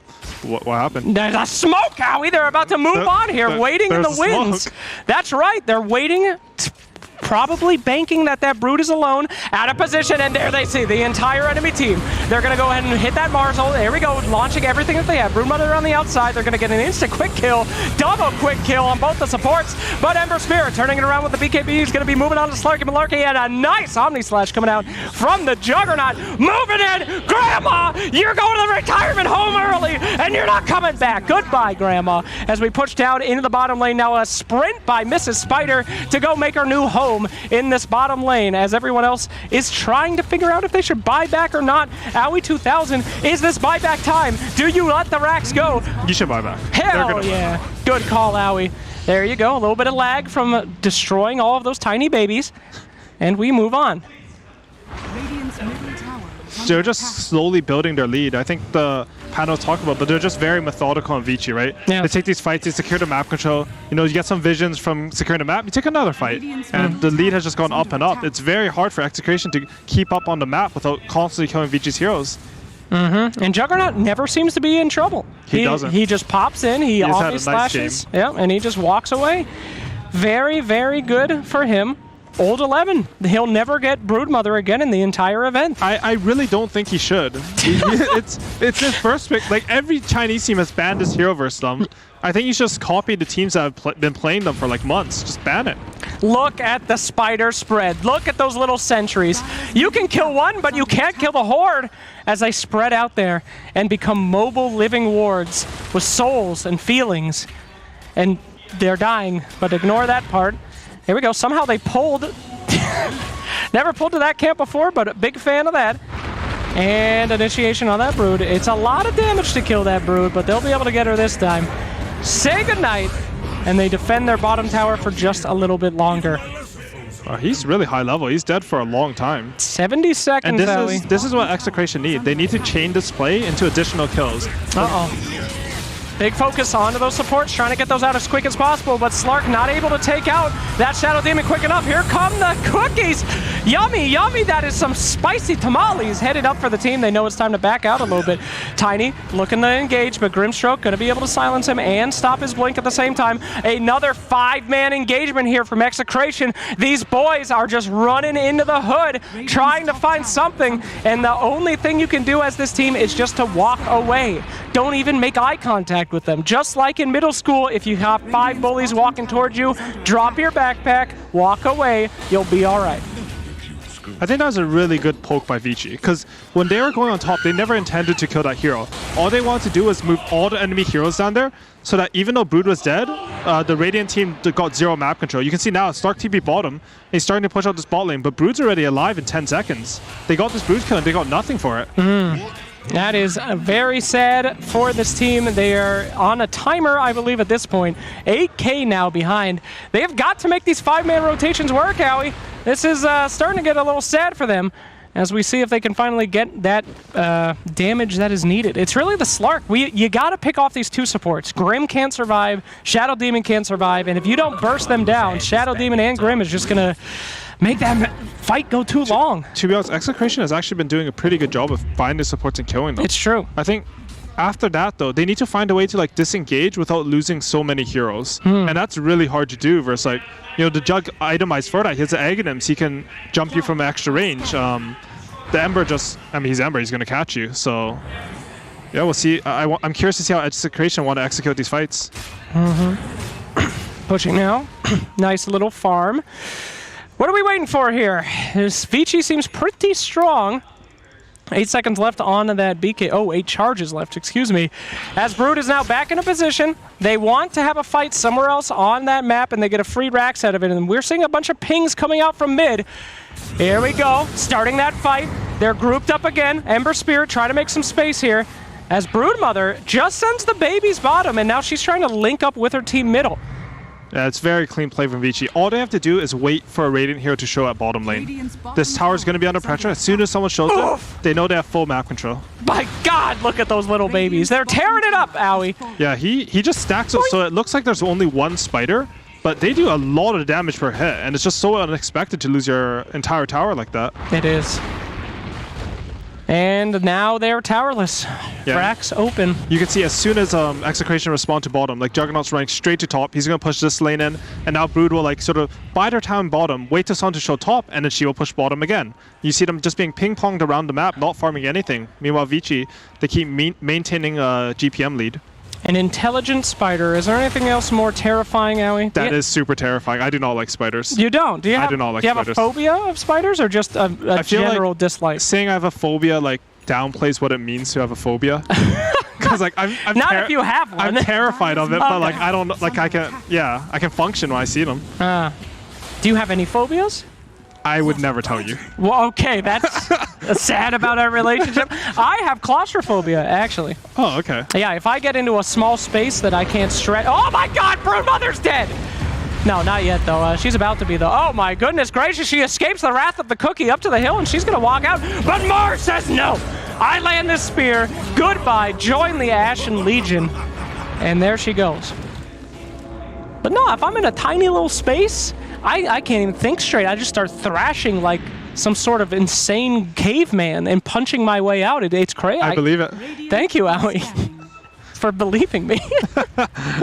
Yeah, but this is what Execration needs. Like, Vici can play the map. They can try to get map control by making Execration heroes show. But if they mess up for 1 second and you catch them, you can snowball off your lead you get for killing them. Palos in a bit of trouble here. Gonna have to commit the ult already. Looking to jump out, and he'll be able to, but that's not good. Slark ult on cooldown. You know, Mars Arena is on cooldown. They killed Brood with it, and this is not the positioning that we've seen from Vici so far. They're a little grouped up here, but they're ready to do exactly what you said. As soon as they see 5 people, they're going to run back, and they're going to escape. Yeah, they do have the Aghanims on the Shadow Demon, so you saw Slark in that engagement. He couldn't get any stacks, so his Roshan's really slow from Execration. Oh, Mars. There we go. Having some issues here. Going to go straight into that Elder Titan. Mars is taking... there we go. Okay, Mars is out. Initiation here, BKB's popped. Juggernaut looking for some kind of Omni-slash target, and Slarky Malarkey gets that first hit bash as soon as he can. Trying to make his way out, and Po-Yo-Yo-Yo. Not quick enough. Not really the engagement that Vici Gaming was looking for, but they didn't get wiped. Broodmother respawns, so not the worst in the world. I mean, they killed the Mars and the ET. They forced a buyback. I think Vici's pretty happy with that. Is that good? That is good. When you kill the enemy heroes, it's good. Wow. They just won. I mean, it's not as good as killing the entire enemy team. Well, yes, I like to shoot for the stars. Yes, that's right. That is. Let any survive. Most importantly, I think they bought time again. Like Execration, they got 2 pickoffs on this Brood, and neither of them really led to any. Oh shit! Jesus, make her pay for it. Broodmother blinded by her own grief of seeing all those babies go down. And Juggernaut not getting the best Swift Slash in the world. He is going to be able to stun that little Slark, but Slark's going to turn it straight around on him. Here come the blasts. Mortars are out, but Mars is way, way in the front there. Ember Spirit engaging the rest of those supports on the back lines, and you are going to see that Ember just clean house. He killed them all, for goodness gracious. All right, moving in, trying to get this Mars again. That's a big Mars kill if they can get it. Gonna go buyback. That is bad. That is a Rax potentially. I think they'll take Roshan before they go high ground. They have a long time. I must say, like, if you look at the game plan from Execration, like they go and they burst here, Slark gets some stacks, they reset. This Aghanim's pickup by Shadow Demon completely messes up that plan because Slark can basically no longer get any stacks when he engages. The fights don't get better for Execration when they go longer, so I'm not too sure what their plan for a win is. You know, Cap's doing it on purpose. Every time nothing's happening, he just starts talking he's yelling. And they're hitting the Roshan! Really, they're really going into it! There's the healing ward! All those babies are being healed up, and they've got it! Unbelievable!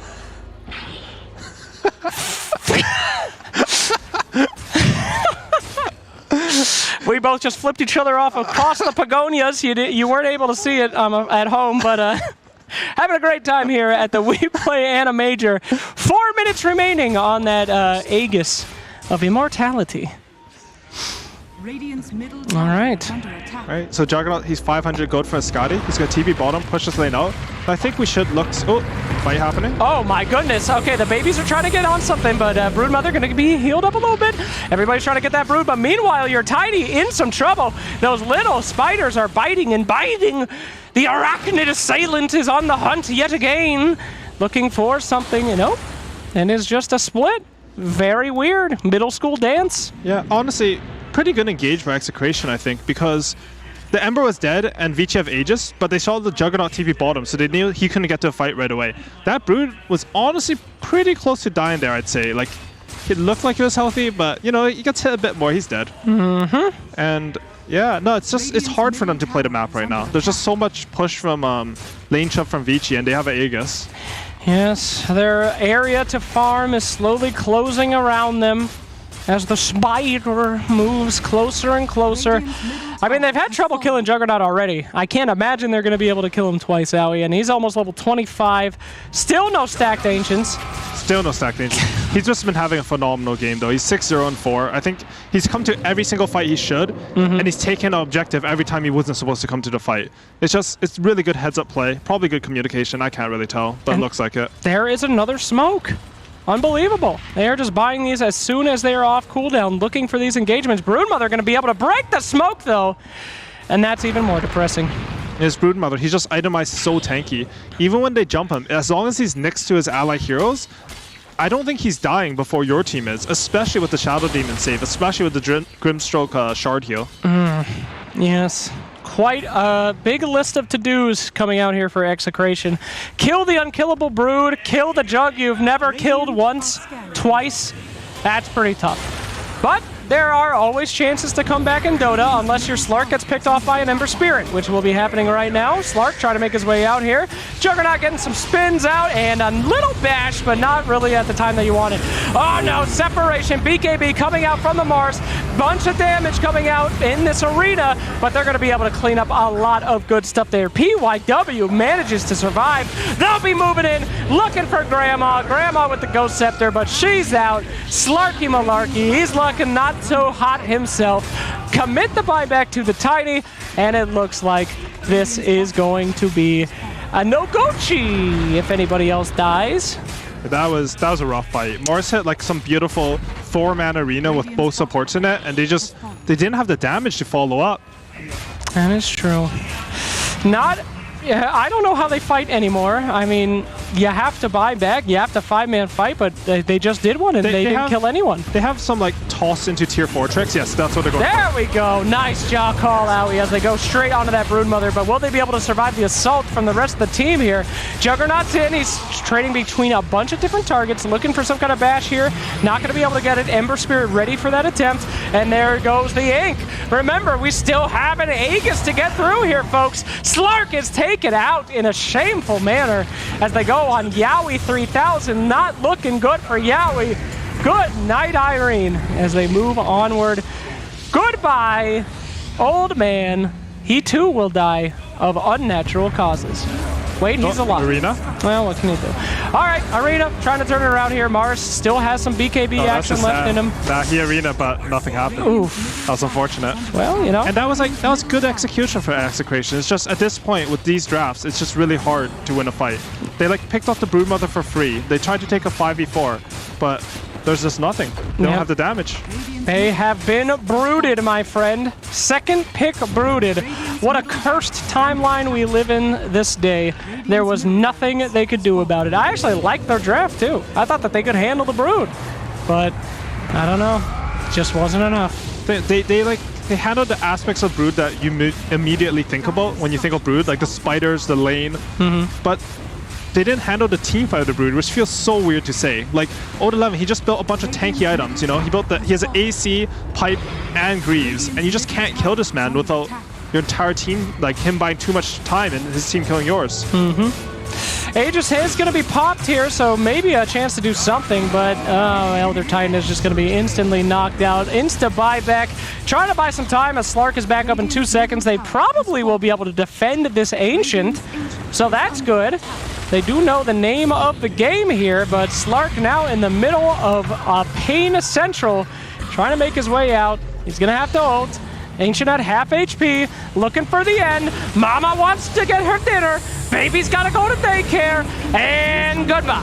That will be it. Game 1 going to Vici Gaming. And what I would have to say, agree with the panel. That was very organized and delicious victory. That was delicious. Well, Ali, cooked up a good cast with you, buddy. Yes. That was the pun. I don't know. All right, well, the production says we have to keep filling, so anyway, final thoughts. Just a very clean game from Vici. I think they identified really early about their win condition. I should say win condition, like their fight condition. They wanted to be able to force Execration to overstep into fights so their cores could come in later into fights and just dominate. Yep. And that's what happened. They just kept building up a network lead. Jug never died that game, I think. Jug never died. Couldn't kill him, man. That is what we want from the AniMajor. Very on theme, very on point. We'll throw it back to the panel for one of the most kawaii people around. It's Catman Rich.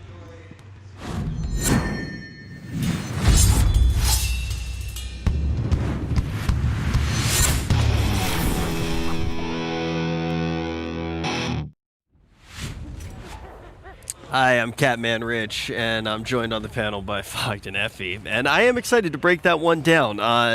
We had Slacks put a few words in our mouths. He said that that was going to be a delicious series, which I don't remember anyone saying. No. But I do remember you guys very clearly breaking down the fact that these were two teams with two very different styles, and I think that we saw that not only in the draft, but we saw it in the game as well, Fogged. Yep. Vici, very methodical the way that they let the Broodmother take the brunt of the pressure. Old 11, I'm not even sure how many deaths he has at the end of the game, but who cares? Because Juggernaut has 0 deaths. The Ember Spirit also popping off. You know, Ori taking control of the game, playing super aggressive, breaking smokes left and right. Always picking the right team fights for them. They always knew exactly how to play where the Brood would die. They'd kind of avoid and dodge and just like poke to get the information, and then they'd take the fights afterwards once they start respawning and having their full lineup. Agreed. And I have to say, I am so impressed with Old 11's micro. Like, that little spider bomb that he sent to the bottom racks was crazy. How do you even do that? No clue. Like, it looked like one spider hitting the bottom racks, but it was 30 stacked on top of each other or something like that. Yep. And that was pretty cool. It's all throughout the game, the little things he does as Brood too. That's why I feel like you have to ban the Brood versus this guy, because it's like they're sieging bottom tower, and a lot of these times you see these Brood players, like, you know, they'll scout. You know, they'll send like maybe one Spiderling up above you. He sends like 10 or 11 or 15 or something in the jungle below to watch for TPs, 5 or something up above. He's just micromaster, knows exactly what items to build to. As we mentioned, the pipe build, pretty popular still. This game, it's a perfect example, because he just can show up to the team fights with all this tankiness for his squishy supports in the back lines, and also it does protect the spiders versus the brunt of that burst. Is this starting to feel like one of the series that maybe Execration's outclassed? Do you think Vici is going to be able to take the second one, Fog? I do think so. It feels like that to me as well, Effie, and I feel like that's one of the reasons why I'm already starting to think about the big stakes, because this could make Vici get tied with Nigma to round out the day here. What are some of the tweaks as we watch some of these key moments from the last game? What are some of the tweaks that you instantly think we can see Execration make? Because Fog already mentioned, really can't let a Brood go through again, but is there anything else, Effie, that you're looking to Execration to change? Well, my biggest issue with Execration's draft was the last pick, Slark. I just don't think it fit into their draft that well. You picked Slark into Grimstroke, into Shadow Demon, into Brood. Like, he's just not going to have the easiest game. And in these like long drawn out fights that Slark usually excels in, I didn't really feel his impact the way that that hero should feel. It's just too hard for him to play against these heroes, but they went for him anyway. So I was hoping for the best out of it, but it went the way that I expected it to. I think the Shadow Demon is even though you don't really think about it as being like this counter to Slark, I actually think it owns him. Like, you can't dispel the disruption. You get your Ags, and Slark is screwed. You can't actually play the way you want to play, where Slark is, you know, you poke, you get out, you poke, you get out, you come back with tons of Essence Shift stacks, and then you can actually battle. But you get Demonic Purged, you can't actually build up your stacks at all, and he's got 3 charges of it, so you can't actually ever, you know, poke and come back inside the fights and reset. Yeah, so I think that we already saw Vici pull ahead very early in that one. We're going to be keeping that in our mind as we look at some of the stats as well. I know that also we mentioned Tiny was going to be the focal point if Execration was able to take that one. How did the Tiny look? I think he delivered. Like, I think he did his job. It's just that I think the Slurk was just too out of place there. Yeah, I see what they were going for, right? They won the lane. They did have some of that early mid-game pressure. But these long, drawn-out fights were just too hard for him to play. For sure. Yeah, and I think they actually did, like, I was actually very impressed. I was like, oh my god, it's 14-14. Right. Like, early game, they're invading Ancients. They stole the triple stack, right before the Jug actually gets Battle Fury. Some really good aggressive moves, but at the same time, it's like they're being forced to do these moves because of this humongous pressure that's coming out on the bottom of the side of the map. And in the meanwhile, they're taking Ancients, but the Jug's actually taking their mid tower or something like that. So there's just so many things that Vici's doing in that very strategical kind of advantage way. Where sure, you know, Execration's getting kills, but map control is starting to dwindle. It never felt like Vici had their hands off the steering wheel for even a second there. It really did feel like they were determining everything that was happening in that game. But the question is it going to feel like that for the entirety of this series? We have one more game left here on this stream, and it is going to be Execration versus Vici in this best of 2, and we will have a lot of data moving into tomorrow. If you're just tuning in right now and you're not sure what's going on, first day of the major, we're kicking everything off with wildcard. Only 2 teams are going to move forward, then we're going to head into groups, and then we will get to the main event about 5 days from now. But with where we're at right now, I guess it's like kind of 4 because we're pretty much at the end of today. And it looks like Vici might be able to pull off a victory in that second game. This is one of the more convincing wins that I think we've seen throughout the day, and we've watched a lot of Dotes today. Yep. I think most of us came into this looking at Vici as being this like absolute powerhouse in the wild card. So you know, I think it's more surprising that they dropped the games earlier the way that they did, but now we're seeing their true form. We're sure they might be getting killed. You know, the score might actually look a little different when you look inside that mid game, but strategical advantage was absolutely there. Yeah. They still are controlling everything around. As we look at the standings right now, I mentioned this a few times, the fact that we did have the only series that went completely in favor of a team was Team Nigma. So they're going to have the only W on the board right now. Everything else has been a split so far. And Vici's trying to get up in the good graces with Team Nigma, and then we'll have 2 teams tied for first and everybody else tied for second. It's a total of 15 games that we're going to be playing throughout today and tomorrow, so there's still plenty of time. But did either of you guys expect to just see so many splits happen? Yeah.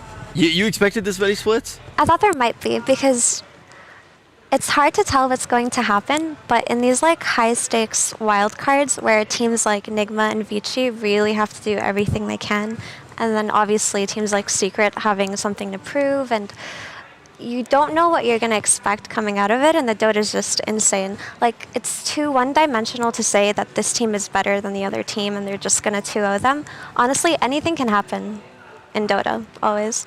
And it's the AniMajor, right? Like, there are going to be so many anime storylines, like power of friendship, you know, someone might unlock. Sometimes it works. Someone might unlock their hidden potential. Yeah, it's also just, it's cross-region play. You know, you never really know until you get to the major and you start to actually see it. Sure, teams have been scrimming, but we don't get access to that, but we do get to find out like how crazy things start to unfold when teams are playing completely different play styles versus each other, like we just saw. You know, Execration versus Vici. Execration put up a fight. They did. Vici was just a little bit better overall. Yeah, scrims, you know, we always hear the whispers of scrims, and you try to see if you can poke and prod to find something that will be useful inside of the information that you hear from scrims. But ultimately, you know, we used to have a pretty solid flow of how we assess things back before we had this current format. It's definitely changed a lot now.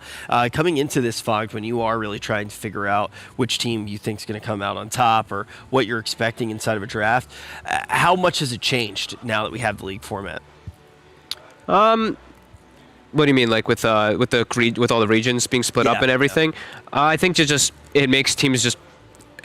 You're stuck to your region, so you're all stuck playing the kind of same heroes and everything, and you're glancing at other regions, but you don't actually understand why they're actually making these heroes work. Because you can look and you can be like, oh, Tree loves Brood, or China loves Tree and Brood, but then you pick it yourself and you're like, these heroes suck.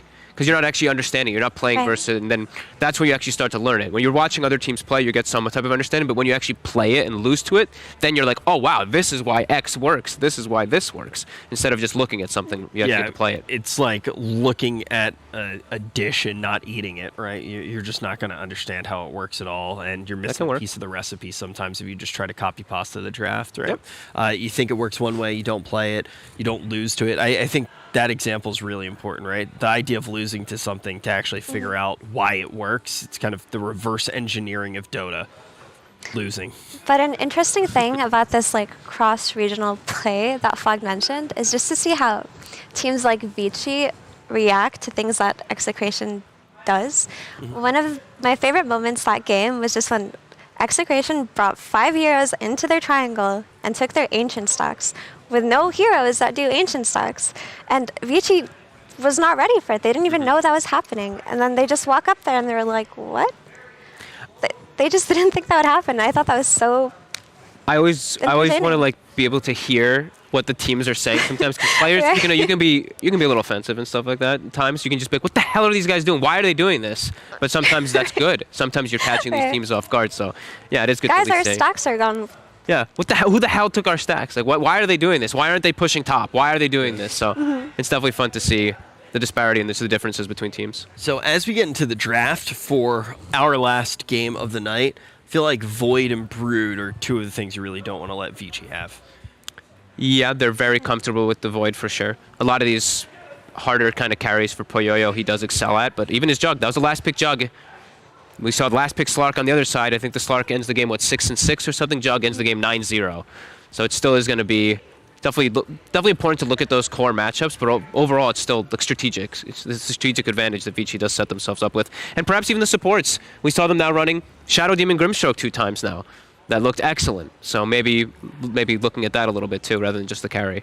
Okay, yeah, very important. Are you putting a lot of emphasis right now on their support duo? Their support duo is so good. Yep. Honestly, favorite support duo of the tournament by far. It just feels like they are so consistent with their performance. It's so natural and easy for them to always be at the right place, at the right time, doing the right thing. Like, they're rotating with every catapult. They're making the moves that they need to make. They're just really fun to watch.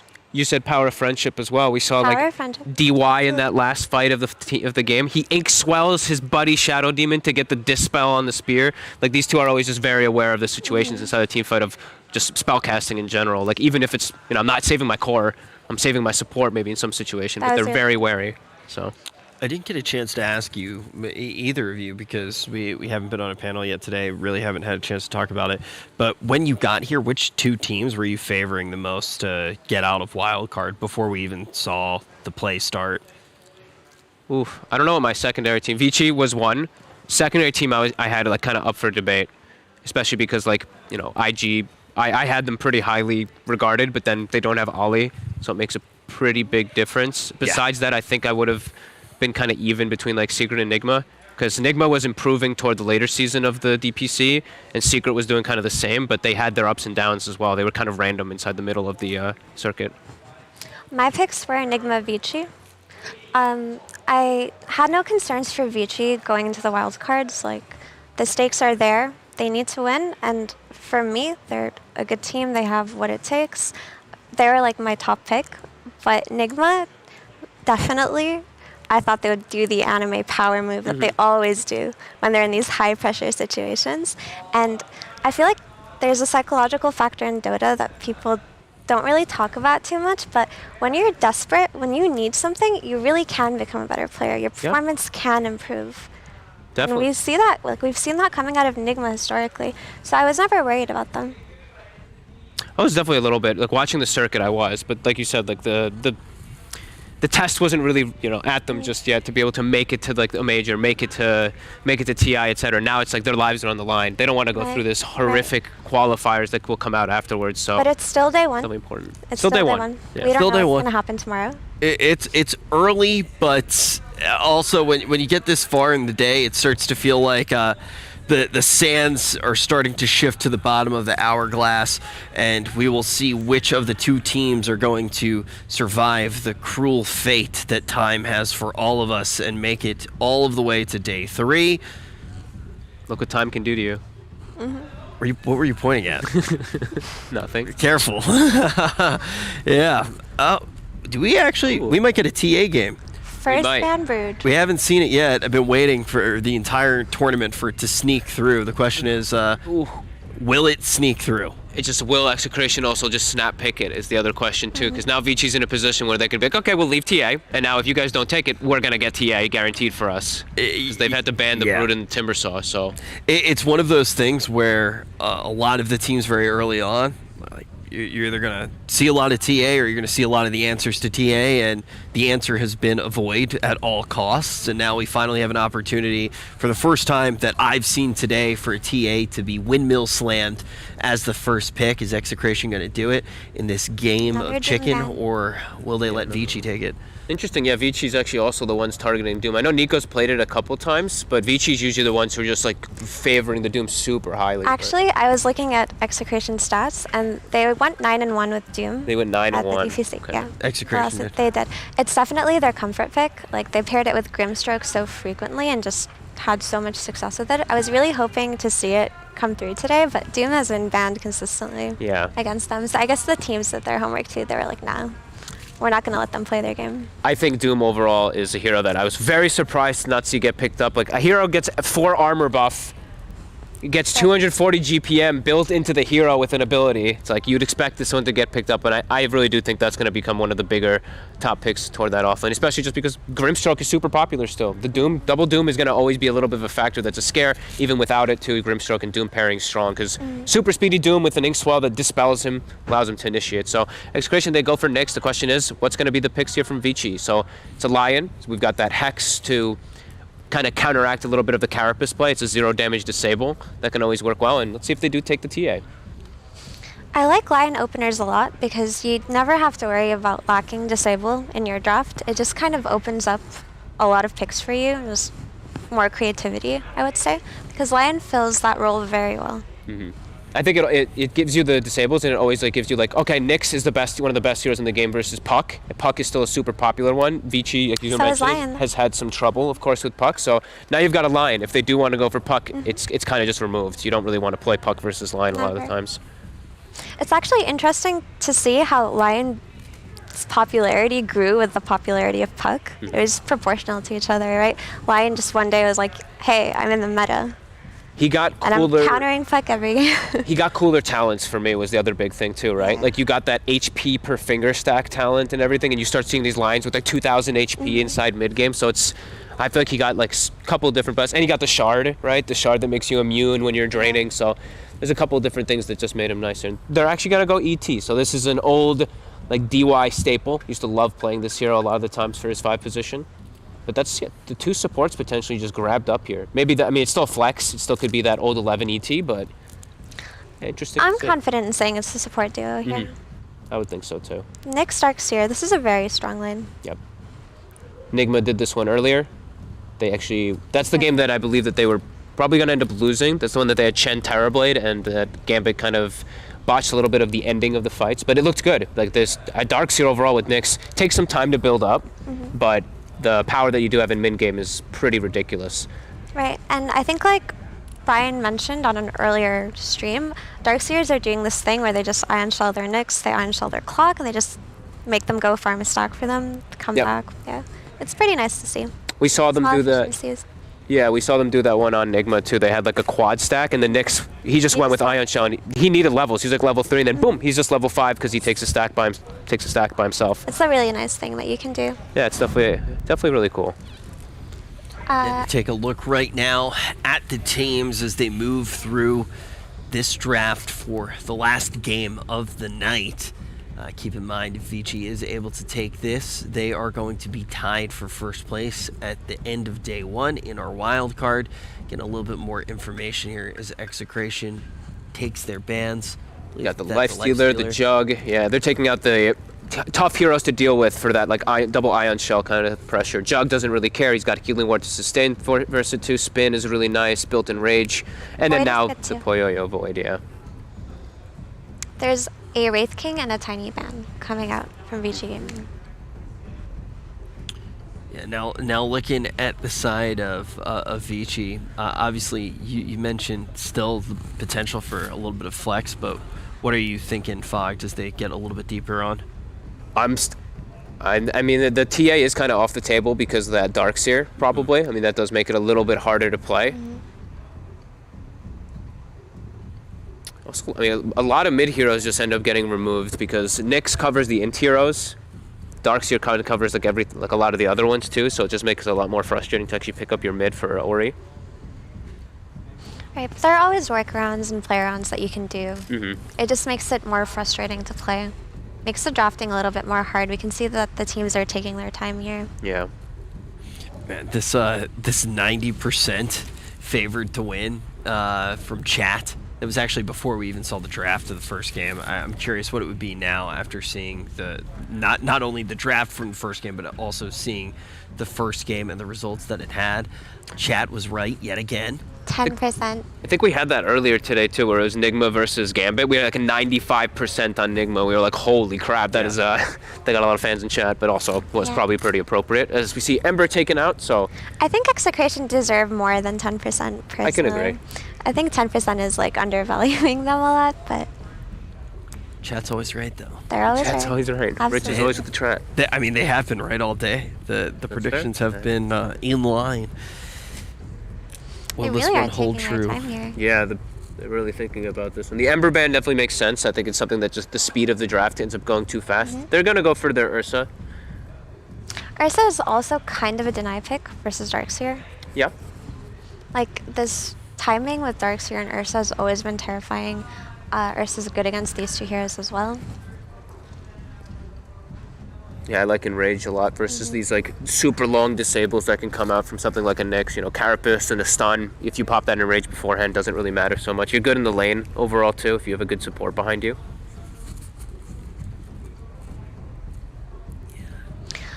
Honestly, Execration's draft could go anywhere from here. I'm really curious to see where they're going. Like, it's hard to throw ideas out there when honestly it could just go in any direction.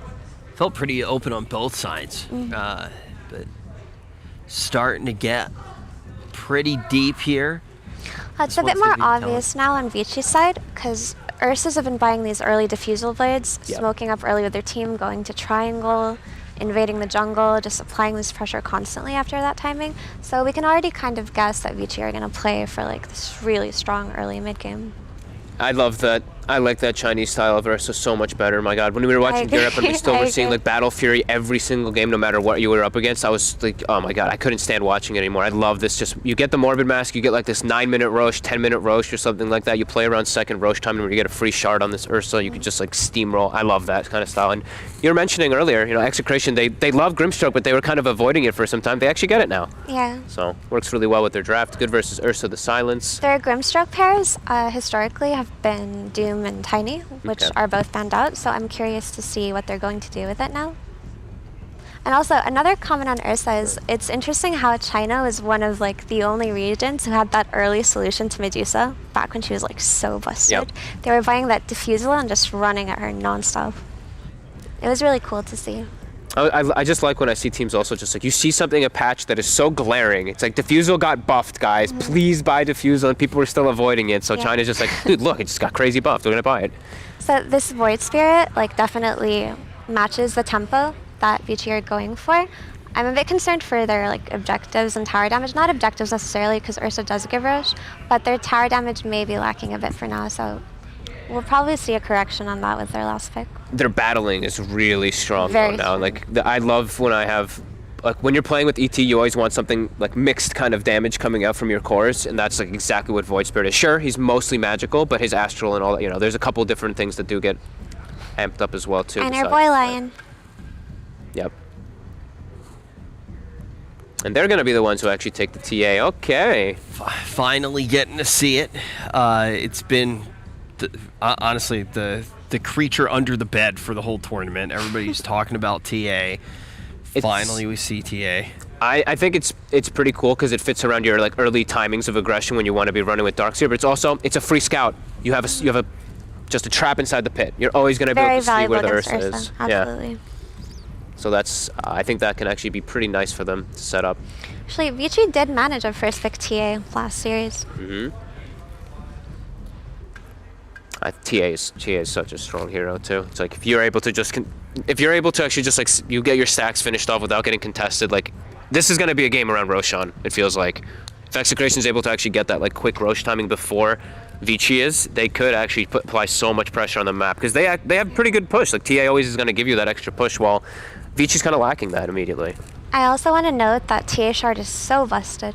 It is so broken. It is I agree. so busted. That shard is ridiculous. Why does it give 3 different things? That's what I always never understand from a lot of these shards. Like sometimes it's like, okay, you get 400 or whatever cast range on Time Walk for Void, but you also get the ability to jump backwards. TA shard gives vision around the shard. It gives you 4 more traps, and it's a silence. I'm always like, I don't know. Whenever I see the ones that just give so many different things, it's just crazy to see. All right. How do we put a bow on this, Effie? What are you looking for that's still in play? I'm looking for tower damage out of Vici because while I'm not concerned with their ability to run at people, I'm concerned with their ability to follow up on that. So I'm honestly, I don't know, what do you think, Fog? Like, what could they pick here to give them tower damage from the offlane? Most of them aren't really that good anymore because it used to just be traditionally like Beastmaster, but that hero is like actually just dead. No one's touching it.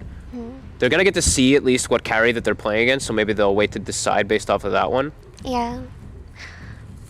It's not a great Timber game, but Timber with his little flamethrower, that's some tower damage from the offlane. Well, Timber, I think they banned it first too, right? Yeah. Oh, so it's a Timber, it's a TA safe lane, or it's a... I think it's a safe lane Leshrac. You think it's safe lane Lesh? Okay. Do you think it's a safe lane TA? I don't know, some of these teams are crazy, you know? I mean, Leshrac definitely has a nice matchup against Void Spirit, but so does TA. Yeah. I guess the thing is that it's a Grimstroke top, so... Huh. That's a lot of pressure that they were lacking last time. And that's the CK. So this is something that Vici likes to play, or China was enjoying picking a lot, is this offlane CK that kind of becomes the carry also in the later stages. Also, tower damage. Some type of tower damage here. Lash is pretty good versus CK though. Huh. This is an interesting draft, honestly. Definitely not what we expected coming into this one, but now that we have everything revealed, how does Vici win this one, Effie? Vici, well, they just play their Dota. They run at them and just beat them down. Yeah, I actually think Brawly is the way to go. Just literally constant battles. I think you don't give them any downtime. I think that's what CK is going to be able to provide for you with the Ursa. It's just like, just go. You're going to be playing under vision, though. I think TA traps are going to be pretty annoying, and I think if Execration does actually get ahead in this game, they can steamroll. Like, TA is going to be able to pressure lanes, give information. Lashrac's going to be able to get towers with Edict early. So this could be a much closer one, but he does have to watch out. That's one thing. This Lesh has no kind of defensive capability behind him, and there's burst damage, right? Lion, ET, Void Spirit. This Lesh could end up just feeding as well. He could. So you want to see Vici brawl, and then on the side of Execration, there's potential to snowball. Yeah. It almost feels like the tables have turned a lot from what we saw in game number 1. Now the question is it going to change on the scoreboard as well? We're about to find out as we jump down to our casters.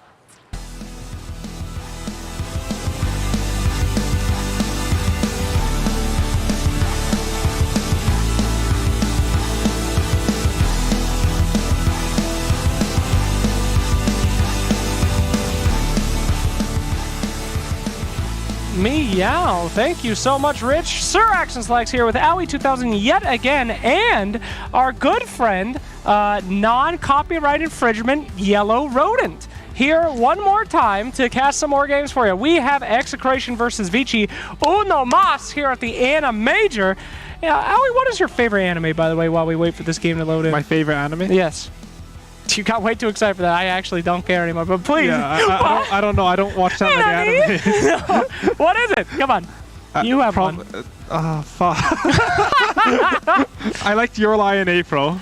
That's a good anime. Oh, okay. I didn't understand any of those words. Welcome to the game, ladies and gentlemen. It is Leshrac representing. This looks like an NA Dota draft, honestly. You got TA, Leshrac, and a bunch of other idiots. What is an NA Dota draft? TA and Leshrac. If that's an NA Dota draft, then this is an NA Dota draft because they do have TA and Leshrac. But that is the point. That was a really good call. We really came full circle on that one. That's why you're the analyst, Howie. But yes, panel says this is a run at you draft. As Mira put it, run at them. And we'll see if they'll do that right here today. CK, though, being pretty confident. Look at that horseman. Oh, he snags the rune. Well done. That is an alpha move coming out from BDZ Alpha. He will be beat down to death, but, you know, true heroes, true alphas die on the field of glory. Got the bounty rune. Yep. You know, Vici will feel good because they got first blood. The Knicks will be like, guys, I got a free TP and a bounty rune for you guys. Idiots. It was intentional, yeah. And look at this tower pushing in. Very nice here for TA. I think. I don't play mid. I would assume this is good. I think it's good. I think okay, it's good. Great. It lets you get level 2 fast so that you can pressure the enemy mid on the tower. You know, just that was actually a big deny because now you don't have the level 2. I was gonna say, you know, you get the damage from stats, you get another skill. Instead, the Voidshot should be able to CS on the tower very easily. Oh no, you can't let that. Wait, could she? No. Doesn't get her own deny either. Gonna take some hits. Not the best performance so far. I think this lane will become TA favored though. The early levels are pretty good for Void Spirit, but as soon as TA gets level 2 in Refraction, maybe a point of meld, you can start just harassing that Void Spirit down really hard. Wow, look at these two warriors just hitting the hell out of each other. This is what I like to see. A true mid beatdown here as Yaoi is just doing what he can. Getting those crepes under the tower. Yeah, I think the bottom lane is going to be very interesting. I think both lanes should have some sort of kill threat. They have like 4 nukes on each side, so someone's going to die. Nice deny there. But yes, I think both these teams are very much a run at you. If a CK isn't beating the hell out of somebody before 5 minutes, he's doing something wrong. Misses the stun there. Pretty important stun as Old 11 goes back in. Grimstroke try to make some space here. He will get the stun onto the line, but doubt they'll be able to make anything out of it. So we're just doing some big boy dancing here, trying to get into each other's faces and put some pressure on them. Yeah, but the Execration side, they don't have any salves left in the bottom lane, so now it's really hard for Grimstroke to play the lane. 3 of the heroes already have sticks because they identified that it's just going to be a lot of spells cast, so that's really good by them. Wow, I've never seen that Chaos Knight set. Did you see that? Can we click on that Chaos Knight one more time? Look at that ugly little pudgy face. My God! Look at that pudgy little face he has. What is that little pig man in there? Very sad. What's the lore on the CK? Not that face. All right. He's a badass. I don't know. This is the lore master of Dota, boys. All right, top lane, we're going to see a little bit of some dive action here as they're trying to do some pulls. Going to be interrupted. Now, a Darkseer Nyx Assassin lane. This is definitely something that I would try to think about, you know, banning, you know, reporting someone in my game. I don't understand the Darkseer Nyx Assassin lane. Darkseer, you pretty much just pair him with any melee hero that can use the Iron Shell. Nyx is pretty good. Nyx is really weak in lane. Darkseer sort of, you're trying to neutralize the lane, and if you get through the laning stage with both of these heroes, you have a really strong team fight. You know, just some vacuums into Impale. You have good scouting from the Darkseer from the Nyx Assassin, and Vendetta with the Iron Shell is super deadly. Bottom lane though. There we go. Trying to get the Lion off and maybe potentially. Oh, the Fairy Fire and the stick, and now trying to move on to the line. He's got himself a Fairy Fire, but a very quick stroke of fate there to finish him off. And now the body blocks coming out on Old 11. Here we go. He does have a stun ready to roll. He's going to throw that stun. He's going to move back in. Oh, he predicted. That's big. He predicted, Howie. These are pro players, kids at home. Grimstroke's just going to suicide here to the neutrals or walk home. I'm not too sure which one's better because you don't get a TB score from neutral creeps now, but he solves up his Leshrac and they're really happy bottom now. This is sort of one of the lanes that it's going to swing based on whoever gets the first kills. We shall see if he does commit the anime trope of Sudoku here. Will he take himself out? Hey, I wouldn't even mind him just dying to the heroes. I mean, he's bringing a solve and boost to him, but I think you're going to be really low on resources if you don't just reset. What kind of loser mentality is that? Grimstroke's got plenty of HP, baby. 90 is enough. All right? He's been through some tough times. The great Dota depression. He can live off 90. Water Rune coming out for the mid lane, and look at top. We're getting pretty hungry in here. I was flaming this lane, and yet they are getting kills. How is this possible? These are pro players, Howie. Execration is going ham. Ion Shell's a good spell. Ion Shell is a great Stuns are spell. good. My goodness. I think Ursa's like sort of a weird counterpick to Darkseer because they saw the Darkseer, and usually Darkseer doesn't win any lanes at all. But I think Ursa's like probably the weakest laning support in the meta right now. And instead of punishing this like really greedy Darkseer, they just gave him a lane. I don't really think that's a good idea. Okay, we got a nice stack here, trying to put this lane back in their boys' favor. Trying to get those last hits as well, and Grimstroke, he's happy he did his job. He must have ferreted him out a salve or something, because he's looking just fine off that 90 HP. Lion staring into the abyss over there, and look at TA stealing stacks. What did I tell you about these god-dang stacks from game 1? Don't stack, guys. That was a core stacking for himself, though. Whatever. Is that different? I don't care. Okay. A stack's a stack, Howie. All right. All right, here we go. Oh, nice. What? Vacuum in the wall. And Nick's Assassin looking for a cleanup. Vacuum in the wall. Nick's wall is what I call that guy. It's easier to call Nick's the wall. Nick's in some trouble here. Little Buggy has been bought out. There he goes.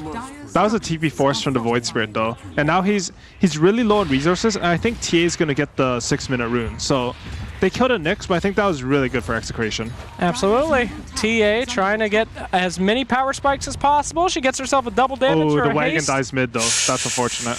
TA, you're really throwing this game, but no big deal. To be fair, if he stayed for another hit, though, he might not have gotten that DD. I think he'd choose a DD over the way. He knew. True. All right, going in on Lion, double damage. Wow, Lion with a near Ravage. And he's going to get a little taste of that back. Lion goes down. Easy money for TA. Really good job from the Execration supports. They identified that Vici is low on resources because the Void Spirit had to TP top, hunt down this Nyx. They just bring both supports to mid, and as a result, they do half damage to the tower, they steal the enemy bounty rune, and they're happy. It's a good play. I wish people would realize I was low on resources. Look at these stacks. This TA, he's stealing the enemy stacks. Stacking.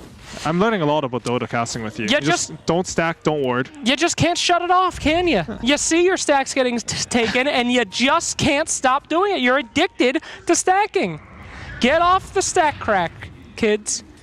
All right, anywho, back to the lanes. Your net worth, it looks like TA is surprisingly not that too far ahead of the Void, but Void has been doing a lot of rotations. The thing about this lane is I think TA tends to push Void Spirit out of lane. And when that happens, it means you have eventual pressure in the lane, which means if nothing happens, TA is going to take this tower. I hope she does. Here we go. Centaur. Screamed at me from across the way by Capitalist's loud goddamn mouth. I can't focus as we're back in our game now. Left has he has a couple nulls, a wand, and a raindrop.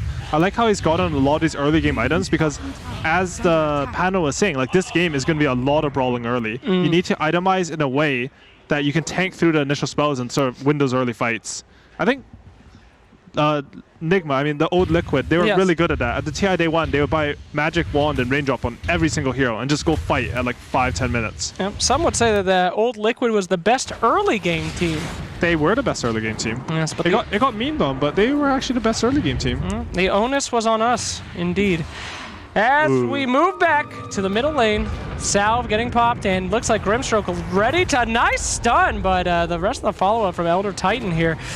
Here we go, next Assassin looking to get his teammate a little bit of kills, but wow, they commit absolutely everyone to taking out this TA. Not a bad commit, I must say, getting her down and evening things up between her and look at Void. Leshrac. The CK TP of lane, so Leshrak's free. He goes for the spawn top. This is a brilliant TP. There we go.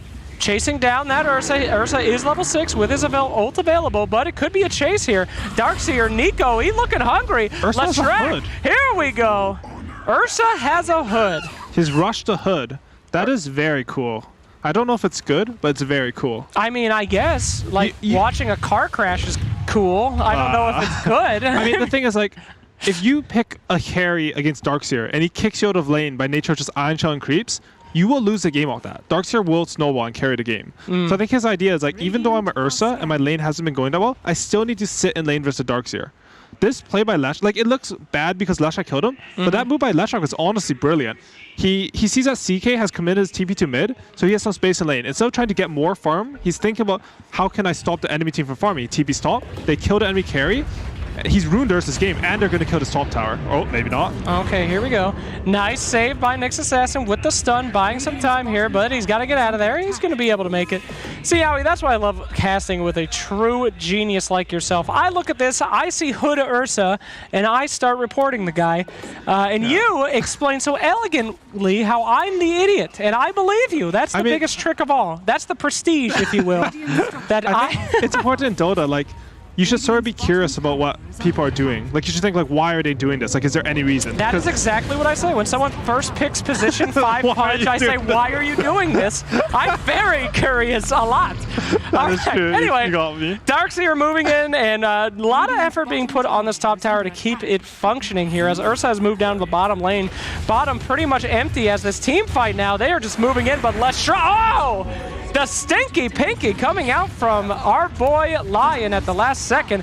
Now Leshrac moving in. If he gets this kill, this is pretty good. Nice juke. So, wow. Hello, ma'am.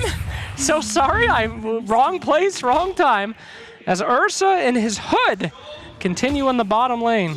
And TA's just looking to take over this game. He's up almost 1,000 gold. He's up 1,000 gold on the highest gold of the Vici side. Looking good. Looking just Meanwhile, fine. like, Ursa, like, the Hood idea is cool, right? You can maybe defend your tower. But now, like, if your tower dies, you just feel silly. Because now you're farming and you have a Hood. Like, I wish I could kill these creeps faster, but no, I have a Hood. He could always try to throw it at him or something. You could. Yeah. Donk them. You just say really mean words to the enemy creeps and hope they die faster. So I always thought that that should be something in Dota where you can throw an item and it does as much as its, like, net worth. Think about it. That's really smart. You should design the game. And it permanently destroys it. Yeah, that's really smart. Thank you, Howie. Yeah, who prepped you on casting with me? Many of the talent just say whatever he says, just say it's really smart so he moves on. It's really smart. Shut up, Howie! As we move on here. Arcane Ring, that's a great item for CK. It's funny because it's real, and that's what hurts the most. All right. So, talking about items here, it looks like we got some major spikes coming out. Leshrac is just having a free game. Yeah, he's got his boots of travel. He'll be able to push in additional lane pressure between Leshrac and the traps, combined with the Nyx and the Dark here. It's just really hard to play the map for Vici right now. They need to find a pick and try to snowball. Watch out, watch out, watch out! Here we go. Got him, popped him. Goodbye, back to hell. And, Void Spirit trying to move in here. He wants Leshrac, the big target. Here comes the Elder Titan. Boom shakalaka. They're going to be knocked out. Entire team moving around here. Grimstroke doesn't able to escape as he is grabbed. I mean, that was... Like, Execration, they just hit... Like, their timing's not running into the enemy triangle. If you click on the 3 heroes that ran in, they spent like 2,400 on Boots of Travel. It's not helping you... What's up? No, I'm just laughing. 2,500. Okay, sorry, NA map. No. But on Boots of Travel, they ran in. Like, they can kill a target, but they don't actually have items to fight. Yes. Their strongest hero is just pushing in bottom lane with Iron Shells. He's not in this fight at all. Sure. And as a result, Vici's a good team. They're going to punish you if you make plays like that. Yep. Well, they made a little bit of space for TA to farm the triangle. But yeah, that's definitely not what you want. Sure. Leshrac was far ahead. Now look at Leshrac. Now look at him. No, that was honestly a really big feat. I think Execration, if that didn't happen, they would snowball the map super hard. Now it's looking okay for Vici. I mean, this TA is still super farmed, but... Absolutely. You about to go fight Cap? Nah, Cap's like having birth over there or something. I'm sorry. I'm trying to focus on this professional major game, and this idiot is screeching like a literal baboon on the other side of the arena. Some kind of freaky contest WePlay's put us up against. Anyway, so we're pushing up top lane. Leshrac trying to catch up. He's got his boots of travel. Darkseer's doing just fine. Look at a little diggy hole. Moving along and maybe not doing just fine here. Trying to uke. Look at those ukes. Look at this guy. He's crazy. Okay, bye.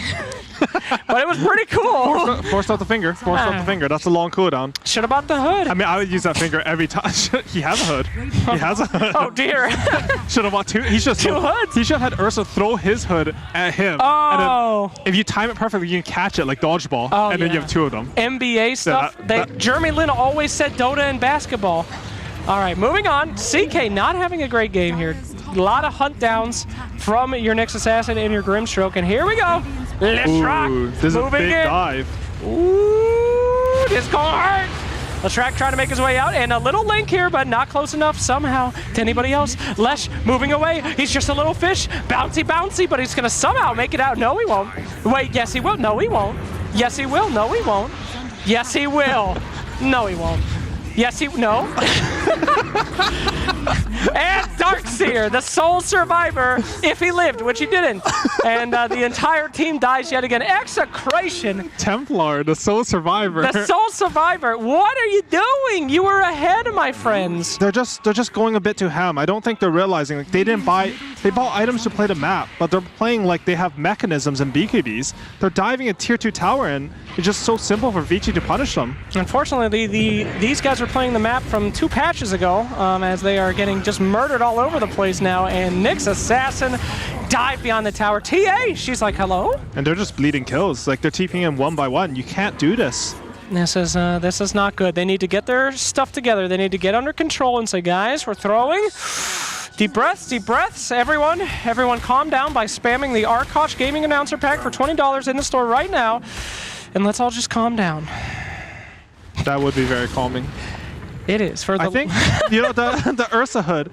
Like, yes. The more I'm thinking about it. Stop talking about the Ursa. No, I need to talk about the Ursa hood. All right, go ahead. Because what they do right now is you buy the fuse on Ursa. Like, if you're going hood into Battlefield, that feels really bad. Yes. Because you're buying a farming item after buying a fighting item, which makes no sense. Okay. But if you're going Diffusal, like, you can sort of chain the strength the hood gives you and make it into, like, actually useful. Because I don't think, like, Ursa should be feeling bad in my head, but I don't think he's feeling that bad this game. When he's Diffusal... Oh, those guys are feeling bad. He's feeling very bad. Another initiation. Grimstroke and Nyx Assassin, they've been a little... That was a lot of damage. Yeah, they've been diving a little bit of hard, but the amount of damage that they can pull out is pretty good. Roshan getting ready to get his booty bedangled here. As the boys are in the pit. They have pipe on Darkseer. They still have... Wait, is he walking up the hill? Okay. Yep. Oh, this is very smart. They're holding the hill. They didn't D-ward though, so maybe not so smart. But I think this Roshan's free. Yeah, the ward is available. Can see that Roche attempt, but it looks like they are not going to try to overextend. That is the Vici Gaming calmness. They know this is too risky. Oh, keep they farming. ET stomp though. They may try this. Oh my god, here we go. That Roche needs to die. They stopped hitting it though. TA went out of the pit. Oh no, Ursa's in the pit. That's a wall. That's a stun. Who's going to pick up the Aegis? It's going to go to Old 11. No, just kidding. It went to Yaoi. Tricked you, chat. Old 11 got a kill, and now he's going to die. Run, Old 11. No, he's out. Okay. There we go, Aegis of the Immortal on the TA. A little bit of a disaster there. They went in a little late in the last second. That was close though. It was clutch. Like, everyone was stunned. I couldn't see the Aegis as a spectator, and yeah, you made me forget how to actually say it. Yoe? It's Yoe. Yoe. Just think of it. Yaoi 2000. Yoe manages to pick up the Aegis. The real 2000. Yaoi 2000 in this game. Oh my god. Yowie! How does Goofy say it in the Disney? I don't know. I think it's not like that. Sure. You're so smart. You're so smart. Allie, this is a major broadcast. You're making us look like fools. Captain Swindles are laughing at us. You're so smart. You're so smart, Owie. What a pleasure to be here with such a successful pro player. All right, here we go. Initiation. And whoa, that's going to be some big damage good coming out. Good silence. Very good. Uh-oh. Turn around. Sleepy time. Setting up again on the Spirit. And here comes a fantastic splitter, is what I would have said if it hit anyone. And they're going to make their way out. Nyx Assassin sacrificing his life as TA tries to get out of there. Got the ball on her, though, so she's got a lot of damage coming out there. Oh, no. Little man, run for your life. Go back across the wall, Darkseer. Go back to your people. That's a quick little pointy boy. And he is not going to make it. Quick, wait, hold on. No, he's dead. They got the CK in return, though. That's nice, Sally. Not so bad. I mean, you have an Aegis, so you want the fights to go a bit... Oh, Hasten. Okay, you want the fights to go a bit better than that. So I think Vici are happy to fight. They got that Diffusal and looked really strong with the Hood in that fight. Let's talk more about Hood Ursa for a bit. I swear to God, if you bring up this Hood Ursa one more time. No, but you're right, though. I mean, Ursa is surviving these big team fight spells. He is making it happen. He now has the Fusel Blade. This is... he's done enough. He's survived. The game continues, I do believe, because of that Hood. Of course. I think this TA is going to continue to farm, though. Sure. The one thing... Like... you just don't have the same farming mechanisms on Vici. I think the panel is talking about, like, they really need to run at the Radiant team. They have Leshrac, they have TA, two of the fastest farmers. They have Darkseer even, he farms really fast. And you have like some Hood Ursa, right? Hood? He can't farm that much. If you're keeping track, every time he says Hood, put an exclamation point Hood and we'll give you a prize.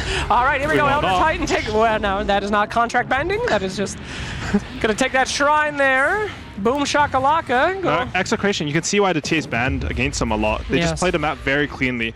I guess, like, there's some teams that just play better when their carry's coming from the mid lane, and the carry plays more of like a space maker pressure style. I think I saw that a lot this match. Like that TP top from Leshrac, I legitimately think that changed the course of the game in Execration's favor completely. Like before that, I wasn't sure at all. And this TA, he's just been playing honestly flawlessly. 7-1. Has been doing, well, we'll call that flawless 7-1, not flawlessly. Sometimes you have to die for the team, you know? It's for the boys. Okay. I don't remember how it died. Stock. I think it was a feed. Yes, it was a clear feed. It was just a straight feed. AKA the homie stock. As we move in, here we go. Grimstroke's wife on the hunt. She's not going to make it. What are you laughing about? That's the real lore. Is that really? Yes, that's really his wife. Why are you laughing? Pushing in the bottom lane. They're finally going to take this tier 1 bottom tower in a Leshrac lane. Very embarrassing. You're still laughing. Look it up, Bowie. I'm going to look it up.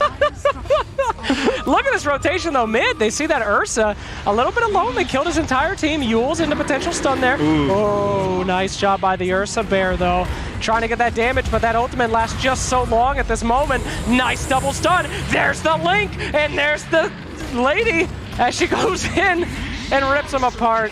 Well done. Really good snowball from Execration. Snowball? Yeah, I mean snowball isn't like they killed a couple heroes for us. You snowball the advantage, you turn into more kills. Now they're snowballing again to kill the tier 2. A technical term. Very good. Something like that. I've never heard of such a terminology before. Sorry. Sorry. Sorry. All right. So maybe now we'll finally get the Dire tier 1, Leshrac? What do you think, buddy? Yeah, it's pretty good though. They killed the tier 2 and now like Dire didn't have a glyph for it, so they could just edict it. And now they take the tower. They have glyph, but their tier 2's already dead. See, that's pro player. Why take the tier 1 when you could take the tier 2 and denounce the glyph refresh? That's like a surprisingly profound statement. Why take the tier 1 when you can have the tier 2? That's not profound at all. Yeah, I know. That's actually, really smart slacks. You don't quote me for your dumb comments. Here comes the Reddit thread. All right, anyway. So, we have only one tower remaining on the outside of the base here at 20 minutes, but what do you expect from a Leshrac TA game? Darkseer, I have to say, is probably my MVP so far. He has just been part of every fight. He's very strong. And you can see, like, if you see this Darkseer hero, I really think you have to counter him in the draft. They tried with the Ursa, but it's just... It's not the same as if you counter it with like an anti-mage or I don't know. People used to pick Sven a lot for Darkseer, where you can like push him out of the lane, make him fear for his life. Oh no, CK has died like this so many times, and it looks like it's going to happen again. Another initiation here. He's just going to get destroyed. Goodbye. That's a lot of damage coming out from TA. And they get a free CK illusion. That's a lot to go. Oh wait, from Darkseer wall. For Darkseer wall. That's a good illusion. It is a good illusion. I'm saying. He's going to cut away from it. Incredible. Well, that's a lot of damage. Thank you for the fight recap as we go back to the top lane. And another pick!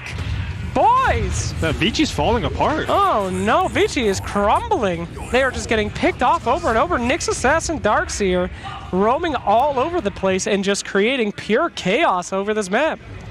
To be honest, it sort of looks like Vici's feeding, but I think the map's just incredibly hard to play for them.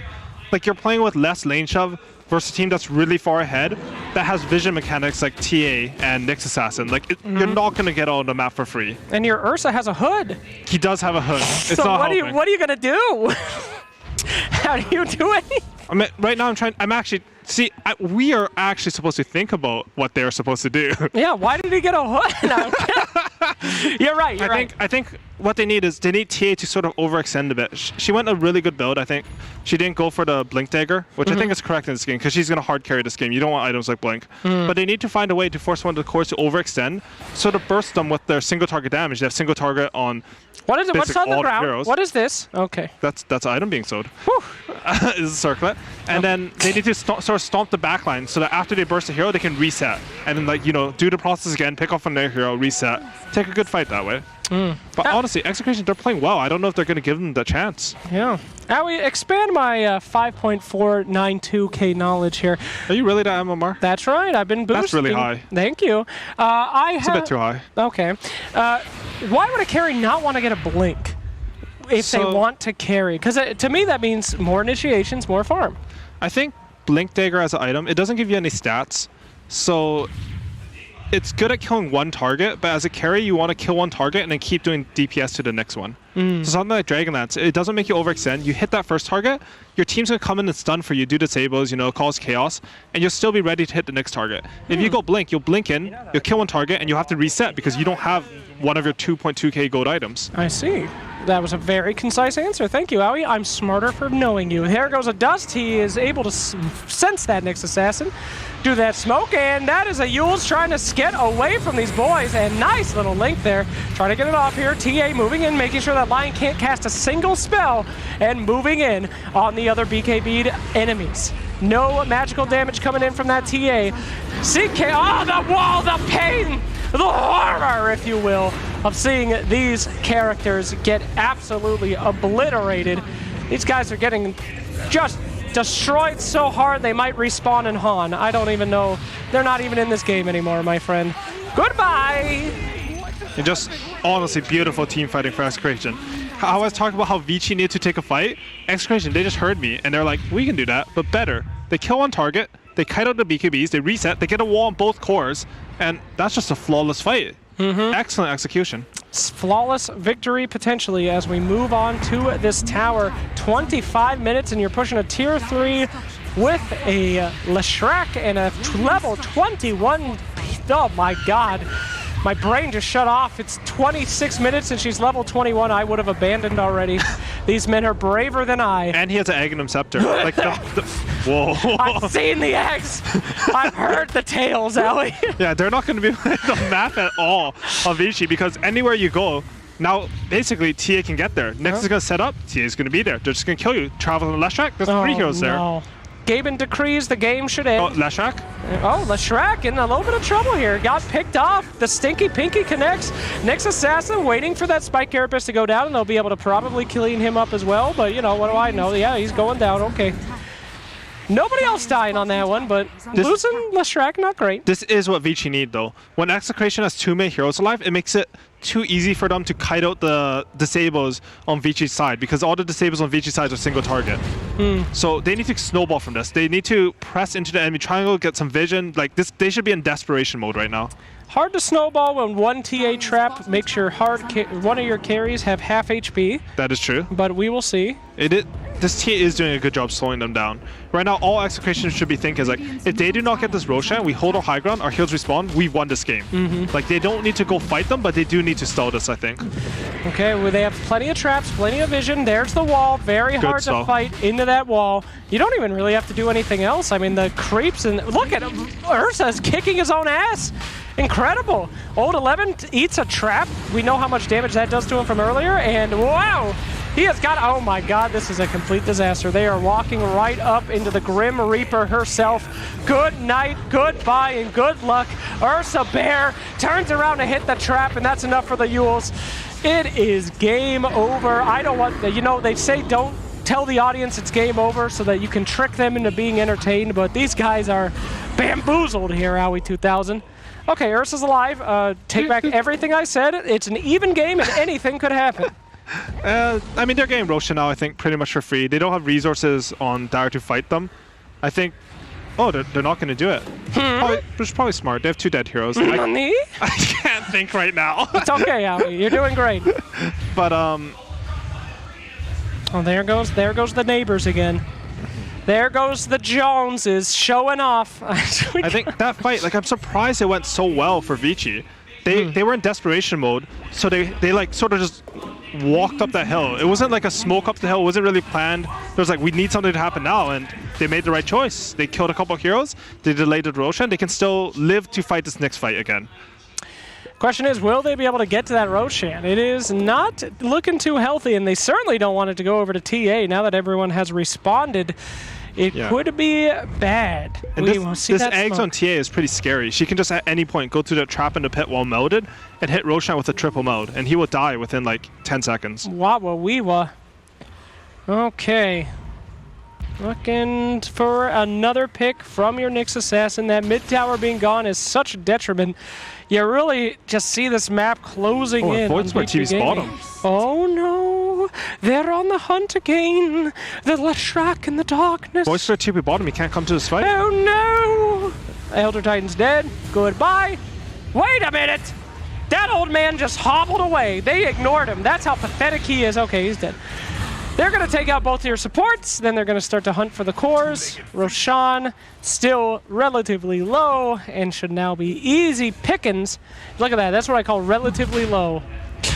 Very good, as you said. In about 5 seconds, it will be 1, very low. 2, 3, That's relatively low. 4. That's relatively low, but not very low. Ah, sorry, I was There low. it is. This is very low. Very low. Yeah. Good terminology. Wait a minute, we got a pickup at the top. Somebody's getting pinged, somebody's getting ponged, somebody's about to be gone. Don't call an ambulance for me. Goodbye. Crimson Guard's a good item versus CK. Yes, indeed. Yeah, no, this Darkseer, I believe you named him the MVP. I would agree. He's building all the right items and he's doing everything for his team. He like, you can't see this Darkseer's impact, but he's pushed all the dangerous lanes with Iron Shell. He's been in every fight. The walls have been perfectly placed. He stalled that Roshan, just playing phenomenally. Yes, you have much respect for Execration. I have to agree with you. I mean, he is just everywhere that he needs to be. This Darkseer player in particular, I watched some of his replays. He's a very smart player. He wants some really cool builds. That's I'm waiting to see his fight first, but I want to talk about his builds. okay. I'm very excited to talk about his build. Could you please just die, Ember? Thank you. I don't give a shit. I see a spirit, brother. It's all the same. They play the same. They die the same. Well, while Storm Spirit's dead, I think they're going to try to take Rax here. But what about Darkseer's build? No, I saw a game. He went, he's offlane, but he went, I don't want to say it anymore. Howie, please. We're running out of time. Corrosion diffusal eggs on an offlane Pango. Wow, that's super sick. I can't. All right, pushing up the hill now. Big trouble in little mid lane as they're going to have to commit another glyph. 30 seconds until Earth Spirit is responded. Will he make it back in time? Oh, Lion moving in. It's just so hard to take the fight from Vici's side. They need to hit like the perfect stomp, go on front. Oh, this is looking good. Ooh, she just got out of there, buddy. Why need a blink when you have the forget it, here they go, they're going in, that guy's walled. BKBs are popped. TA trying to find somebody, and she's gonna find somebody right in the middle of the wall. Stunned up, locked out. This is a buyback, that's almost a dive ban. Nope, he's out of there, Howie. Out of there. Look at this here. He's just standing in his own wall and Leshrak's stun. Wow. How do you go on this guy? You don't. That's right. It actually makes a no symbol. The circle and the line through it. It does. It really a does. natural. Do not go near that thing. All right, another tower in trouble. That's mental warfare. These guys are way above anybody else. Whew. All right. They got the Aegis. That's something. Voice Spirit was really good there. He paid a lot of Hey, chaos. there we go. Ooh. Nice board stat, but a beautiful wall. No vacuum to back it up, though. Yeah, TA has to commit the BKB, and she's going to be out of there thanks to the Agnum Scepter. Moving in on the Darkseer. Darkseer, take it out. This could be a turnaround. Owie, 2000. They almost got the Yowie. Yo way. I saw that, and I said to myself, yo way, did that just happen? He's out of there. Yeah, really good execution from Vici. A bit greedy by Execration, I think. They sort of just, you took mid-racks and you think you're really strong, so you just walk through the enemy base. But the entire time, they have vision of you. They can plan how they're going to take the engagement. They managed to sort of split the cores, force TA to get out in the trap, and just pick off the Leshrac. Yep. Again, a lot of these team fights are being won by wall, and we saw that wall committed mid. That's a good point. And then, yeah, they don't have it, but they got that overconfidence, and overconfidence is what lost them the last game. So this one might not be over. We might have to stop talking about random bullshit and get back to the seriousness, because I thought this thing ended 10 minutes ago. No, Vici are really good at... You think? I mean, no, sorry. I was going to say, like, we saw in the Secret Series, they were down like 50k gold, and they're still taking these perfect engagements. Wow. I think one of the strengths of this team is because their support duo is so strong, how they fight is often stronger than the resources that they have. Yeah. All right, here we go. Next Assassin looking for another one of his initiations here. He's been doing a fantastic job, but now he's in the middle of the entire team. There we go. Blink and a stun to the wall, but they don't really get great targets. They're going to be putting out the Grimstroke, though. They're trying to get that line. They do manage to get that, and they're going to move on. TA not really able to catch anybody with the current build. Leshrac moving as quick as his little monkey donkey legs can take him. Run, you little abomination of nature. As CK tries to buy his boy some time, he's going to get silenced. He's going to get knocked out. CK insta-killed, but they don't have creeps for approximately 2 more seconds. So the tower will survive for just a little bit. Sure, everyone's dead and doesn't have buyback. However, Owie, the game could continue. Yeah, this looks really rough. I forgot about one thing. They picked Darkshire as a counter to the Outer Titan, and it was just such a good pick against the first 2 ET line because when you wall the ET, you get his aura from the illusion. So anything that's near him will just pop. And then obviously you have the Surge to counter the Lion Hex. So such a smart pick by them. Damn, I never thought of that. Carries the aura from the illusion. It does. The illusion gives the melee aura, and then Tia just melts them. They'll just die in one hit. Holy shit, that's what's been happening this whole time, everybody at home. Really strong pick. Wow, incredible. Thank you for that TI winner insight, Owie. It's almost as strong as your good ideas. Wow, Owie, it's almost as strong as your chiseled jawline, you hunk. All right, moving down to the bot. They have 1 more Rex, 1 more tower, and potentially 1 more chance. 20k gold up. Buyback should be coming up pretty soon, but I'm trying to think of the win condition, as lesser casters would call it, and I don't know what that is. Yeah, Ursa's walled a nullifier because he knows they just need to burst 1 target. Like, 1 target needs to die, and they need to snowball the fight. There's no other way to play it. And, like, they need to kill this target while not getting walled by Darkseer. It's just super hard. Yeah, 6 seconds left on that BKB as well, which makes life even more difficult, as we see. But this is Vici Gaming. They have come back from much. They have come back in this very game, which should have been over, I think, about 3 times already. So we will see if they can do the impossible. Dota has no surrender button, kids at home. We never give up. And TA actually, he has a +8 refraction instances. Okay, that's a give up button. Very strong. I take it back. Forget it. Just the refractions? The refractions broke me. Yeah. I mean, they don't really have anything to burn the refractions too. Exactly. You know, this refraction is going to tank finger, it's going to tank CK stun. It's just, this TA is never going to die. She's about to die, I bet. I hope so. I'll put money on it. Wow.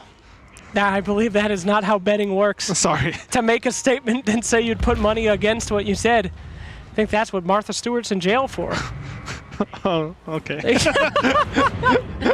The final tower in Vici versus Execration. Lay bare. Will Execration gather in? Roshan's respawning in a minute. Like, potentially respawning. They might just play it safe and wait. Either Vici come out of the base and they killed him. Like this? Yes, could. Oh, nice wall into the entire team there. Yaoi moving in, trying to get those attacks out, and she will claim 2.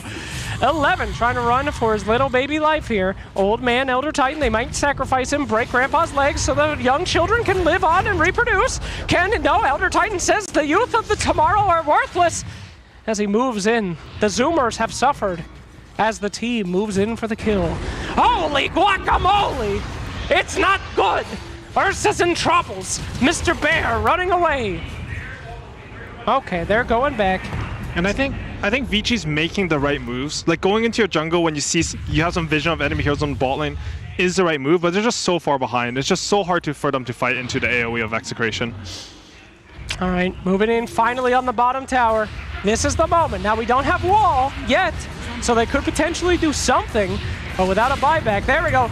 Buyback coming in. Ursa moves in. BKB, he wants that lady, and he's gonna get it. Go! It's 5 Nights at Freddy's, baby! And Ursa's pissed! Moving on the Leshrac. BKB moving around. He's gonna be able to burst everybody. All the BKBs are down. My excitement is dwindling. Voice is lowering as I'm about to watch the Ursa die. You know, he makes it out. Oh my goodness. There is hope yet. The TA is dead. The lives begin again. The earth is healing. And just good execution by Vici there. They identified they only have single target. What's the best hero to burst? It's a TA. As soon as TA is dead, they don't really have damage on Execration to kill their heroes. You saw like Lashak can run in, he'll kill one more hero maybe. But Ursa will be able to live in the fight, you know? A few more of those and they can come back into this. Question is, how many times can they pull off that miracle? That was on the back of a buyback, a surprise, a sacrifice. I think that's it, because I'm pretty sure Radiant's just going to go into the Roshan pit, collect their free like 8,000 gold worth of items in the game. But you know, we'll see. Anything could happen. That is true. In a game of Dota 2. I think Vici have to contest the Roshan actually. They're down top and mid racks, which means you still can play in your jungle, hopefully. Oh, they noticed blue up there, my friend. They did notice the Grimstroke, missed the stun, but will he be able to get away? Looking for that force stab. But that's a nullifier! There we go, Modus. He hits himself and he likes it. Lion's a sick boy. Really good snowball there. I think this pickoff should be able to give them some semblance of Roshan control. If they can get this objective, I mean, it's a lot of gold to come back from, but they could put a fighting chance with that. That's right, but TA is back up in a simple 2 seconds. Could go anywhere on any one of those traps on the map and pick off, but I have seen people throw games by getting out of position with this TA Ags in one of these high-stress scenarios before. It could happen again. It could. This team is very similar to those games. Indeed. Moving forward now, Nyx Assassin looking for another hunt. He is speed boosted. He is on the hunt, as I said before, but this time with more gusto. Will he be able to find anyone? Oh, he does. There he goes, the Spirit Brother. Once a man who tortured him, and now his little victim. Goodbye. And this is bad. He died. It's just the TAgs. It's so hard to play the map. It is. I think Vici, honestly, it's so hard for them to play, but I think they played a bit passively there. Like, you're up a hero, it's just a Grimstroke, but when you're down this much gold, you have to start taking like enormous risks. You might run in and die, but it's probably a higher percentage than just sort of waiting around for the enemy to get Roshan. Yep, this is Divine Rapier time. This is try everything you can time, because at this point, if they get the Shrosh, the game has ended. Everyone TP'd back to the base to try to do something for that beautiful Void Spirit. With him dead, they cannot do much. That's an Aghanim Scepter. I think Darkseer's probably going to take this one. Oh. It could be Grimstroke. Give it to Darkseer, okay. Darkseer. That's a strong eggs. Uh-oh. Do ya? Oh, wait. They pass it. They pass it over to Nyx Assassinu. Really? That's cool. Yeah, they give him the little Zergling pile. Good for you, Nyx. I guess they're thinking like when they siege, they can just sort of burrow Nyx in there. He's not really single target burstable, and he can protect the TA and everything they want. Just the tower. No. Oh, this trap. Okay, TP, run. No, 8 seconds left on that TP. He must only fight. He knows it is over. Well, that's a no buyback. That's a GG right there, but maybe they can hold on, my friend. And their best chance is still like fighting near the tier 4s, maybe forcing Execration to fountain dive them or something. The base does give you a lot of defensive advantages in Dota. It is true. People tend to gather around that base. Here we go, moving up. It is looking like this could be the nail in the coffin for your boys, Vici Gaming, putting us in yet another 1-1 in a tiebreaker match situation I hopefully will not have to do anything for. As they move it, here we go, the wall is down, and instantly dead on that once again. Oh, hello, that BKB from Leshrac is just doing so much work. The Spirit Brother needs to get out. The Ursa is stunned, the Ursa is bunned. Goodbye into the oven, you tasty little treat, but he turns around. He's a mad bear, not mad enough, he's down. That's a buyback though. We have a little bit of time, one more fight left in us, boys. This is what champions are made of. Go, little bear, go and get him. Nope, he's not gonna do that. He's not gonna do that. There he goes, and the bear's in! Absolutely atrocious cheese coming out there. That stinky cheese keeps him alive. That bear dies. This game is donezo, and they want him real bad. Leshrac moving it back in. Leshrac, the bear turns around! He gets the Leshrac! But TA turning around yet again. He's got to get help. This TA will annihilate that bear. CK, don't let that hit him. Okay, he's got him. The Rex is going down, not looking too good here. They've got to defend this Rex. Oh no, TA, she hits the Rex. That's the Megas. And the old man runs away.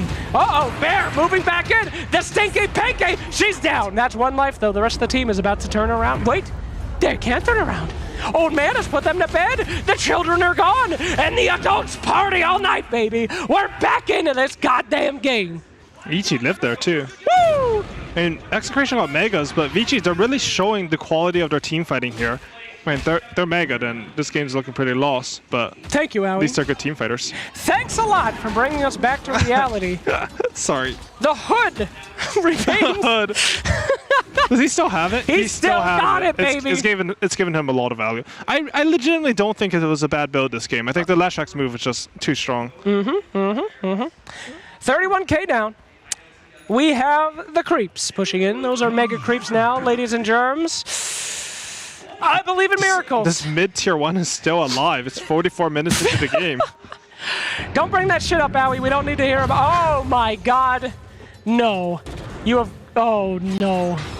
Oh. Yeah, Nyx with this this neutral item ceremonial robe is pretty insane. They already stuns for so long. You just add that extra. You're getting mid-tower damage. Hey, is that mid-tower finally going to go down? It is not. Oh, okay. It's definitely not dying.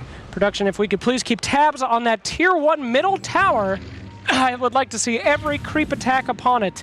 Thank you. Yes, thanks, I see it. Uh-oh.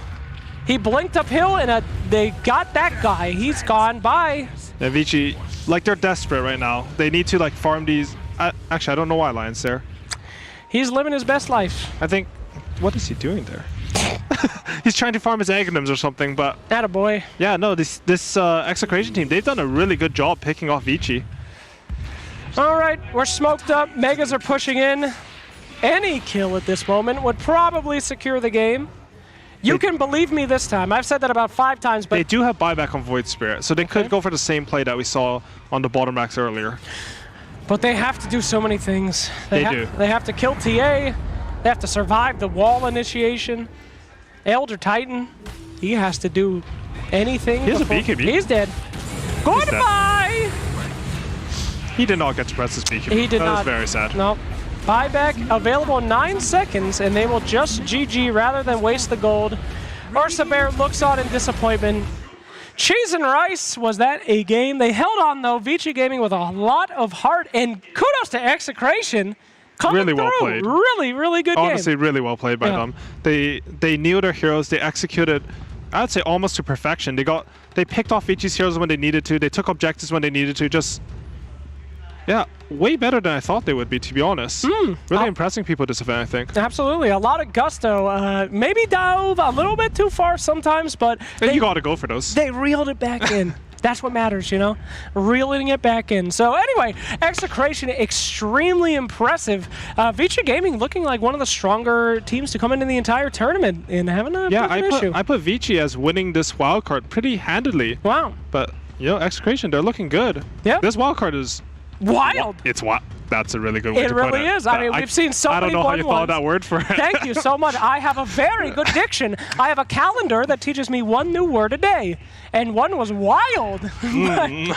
It's for, you know, 5th grade reading level. I'm catching up.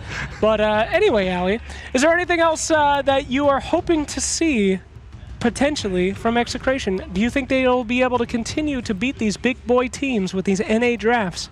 NA draft. Oh yeah, because of the TA Leshrax, of course. TA Leshrax. I think when they get to play their heroes, they just look solid. And then if they give the enemies heroes like Brood, maybe they need to do a little bit more research. Don't give Vici Broodmother, you know. Don't give Secret Broodmother. Absolutely. Don't give people Broodmother. Don't ever let anyone get Broodmother. Well, let's let our little creatures kiss. Come, and we'll send it back to the Weeb panel. Take it away, you freaks.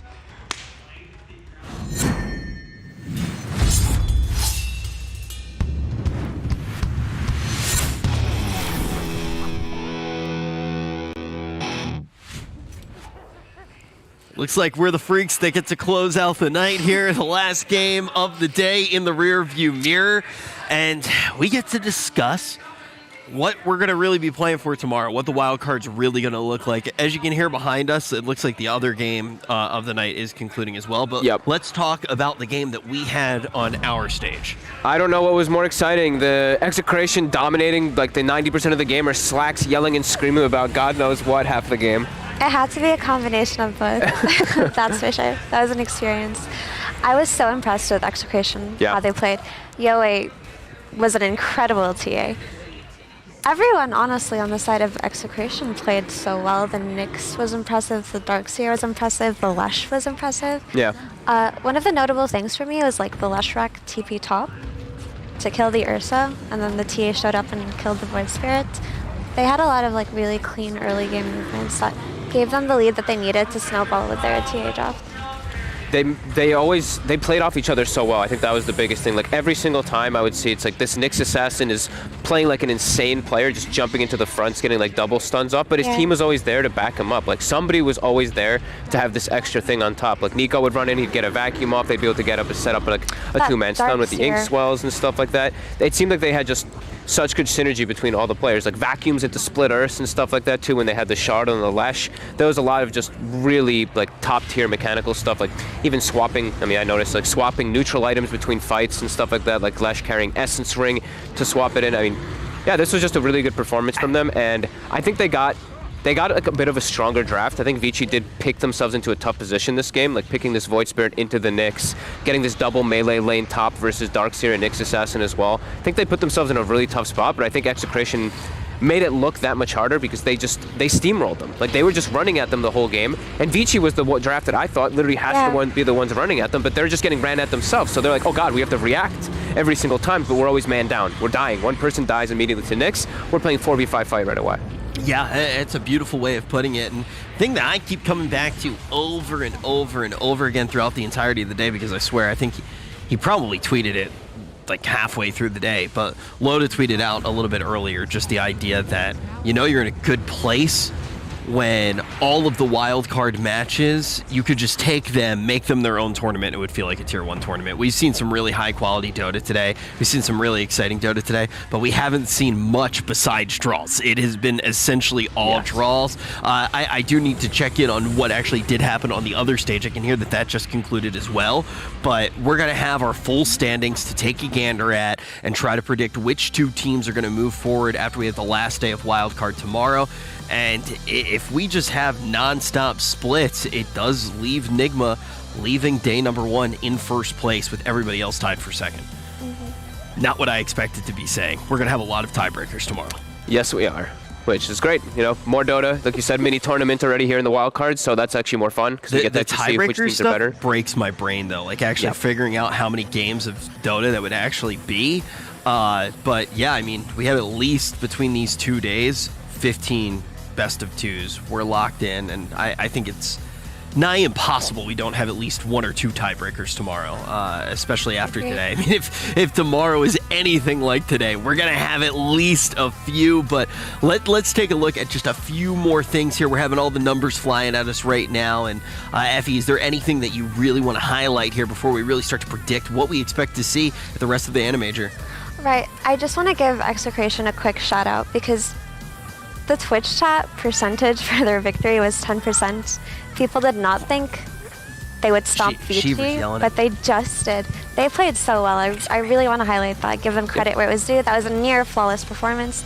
They overextended a couple of times, but like overall, it was just chef's kiss from them. No, I agree. Very, very good. I love when I see it like a draft fully come together with this type of like aggression, but also just combo plays. Like I was mentioning, the vacuum, the stuns, the Nyx Assassin, the Lash, but then also we have this other element of the TA Nyx Assassin, the 2 hunters, the actual like Nyx Assassin, Templar Assassin, TA with this Aghanims build. When you get this like shard and Ags, you're teleporting all over the map. You're always there to back up a hero like Nyx. I love watching teams be able to just make a draft look so in sync. I feel like we're going to see a lot of TA as well. Yeah, definitely. One of the main things that we heard, I actually talked to Jack about it. Everybody was hearing the same thing, though, from a bunch of different coaches, a bunch of different players.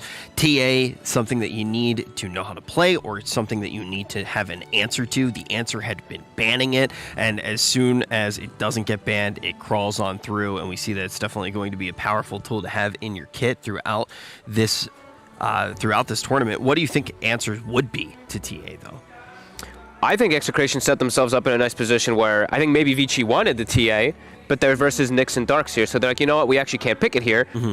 And then it goes back to Execration. They're like, oh, okay, we can just take the TA because it's perfect this game. You actually have no type of counters. I think most of these damage over times is really strong, but also heroes that can actually get into contest Ancients. So that's what I was hoping to see from Vici, to be able to actually try to contest, but they couldn't because they had this Leshrac on the other side, setting the tempo, the Darkseer Nyx Assassin also setting tempo on one side. So TA had a free game early game to be able to just become this explosive monster. So I think you have to just not get smashed in your side lane so you can actually invade, but they kind of, in a way, almost lost like all 3 lanes, I feel like, on Vici.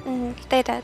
And that Leshrac pick worked out incredibly well. When it first came out, I didn't see it coming, you didn't see it coming, we're like, whoa. But watching it dominate throughout that game was a lot of fun. Like, Execration is definitely very refreshing to watch. I do think the hit on Ursa was cool, like Ali said a couple of times, but it did delay their diffusal timing a little bit, something that we needed, like we wanted that out of Ursa a bit early. We were talking about them just grouping up, running to the triangle, stopping the TA. But they just played that top lane so well that Ursa didn't stand a chance. Yep. Big picture, Team Nigma. They got a little bit away from the herd. Do you think that they're going to be able to move all the way out of this wild card? Do we know what happened in the other game just now? Did they end up as a draw, or did they end up with the 2-0? I don't think we do, unless we do have the updated standing. I'm not 100% sure if we have them. It looks like we do. Thank you very much, production. So that's looking like they're still ahead. Looks like it was a draw, but now we do have... Oh, we actually do. Sorry, I didn't even see that. Okay, so we do have Invictus now, also going to be tied for that first place. Oh my, these are crazy. This is really crazy. It's all just so close because everybody ended up drawing. We've had like the same score ratio throughout everything. Gambit in last place was pretty predictable. They are playing with 3 stand-ins. No one expected that much out of them coming into this wild card. It doesn't. I was impressed with the way that they were showing inside their games. Their late game was just, some stuff just went down. Like in the Nigma game, Dream maybe falling under the pressure a little bit there. Like I actually thought that they were gonna come out better after seeing them play today. In the beginning, of course, I rated them a lot lower on Gambit, but then they started playing a lot better. But yeah, wow, there's a 2-0 from IG. That's actually quite surprising. So Nigma has now lost that big hurdle ahead of everybody there again, I guess. So we're gonna go back to potential massive amounts of tiebreakers tomorrow if we do see more coming out. We'll look at the schedule, but I have a feeling that this isn't actually the schedule for tomorrow. We're definitely going to see these series get played out. We'll start off with Team Secret against Execration. We already know that that's going to be a good one after what we just saw, and then it's going to be Invictus Gaming back-to-back going against Vici and then going up against Gambit. That should be a good one, but after that, I'm pretty sure we'll be here for quite some more time for some tiebreakers. I think it's just impossible that we don't have at least a few tiebreakers. Maybe we don't have the every single team in wildcard tiebreaker, but I think we'll at least have a few. Yeah, and I actually think, coming into this tournament, I would have been like, oh my god, IG Vici, that is such a super hype matchup, but I'm actually more excited to see Execration for Secret. Execration is an exciting team to watch. I'm very curious what's going to happen with Secret, and also keep in mind, Secret right now is just in the pack with everybody else. They're just right in the middle of the herd. So I feel like the big surprise is that it was just a day of draws, but as far as what we saw, what do you expect to really see going into tomorrow as well? If Vici continues playing like they do, keep playing, like I think that we might honestly see them not do as well as everybody expected. If Execration continues like overperforming compared to what people's standards were, we might see them also surprise. I don't know, honestly. I think it's really up in the air.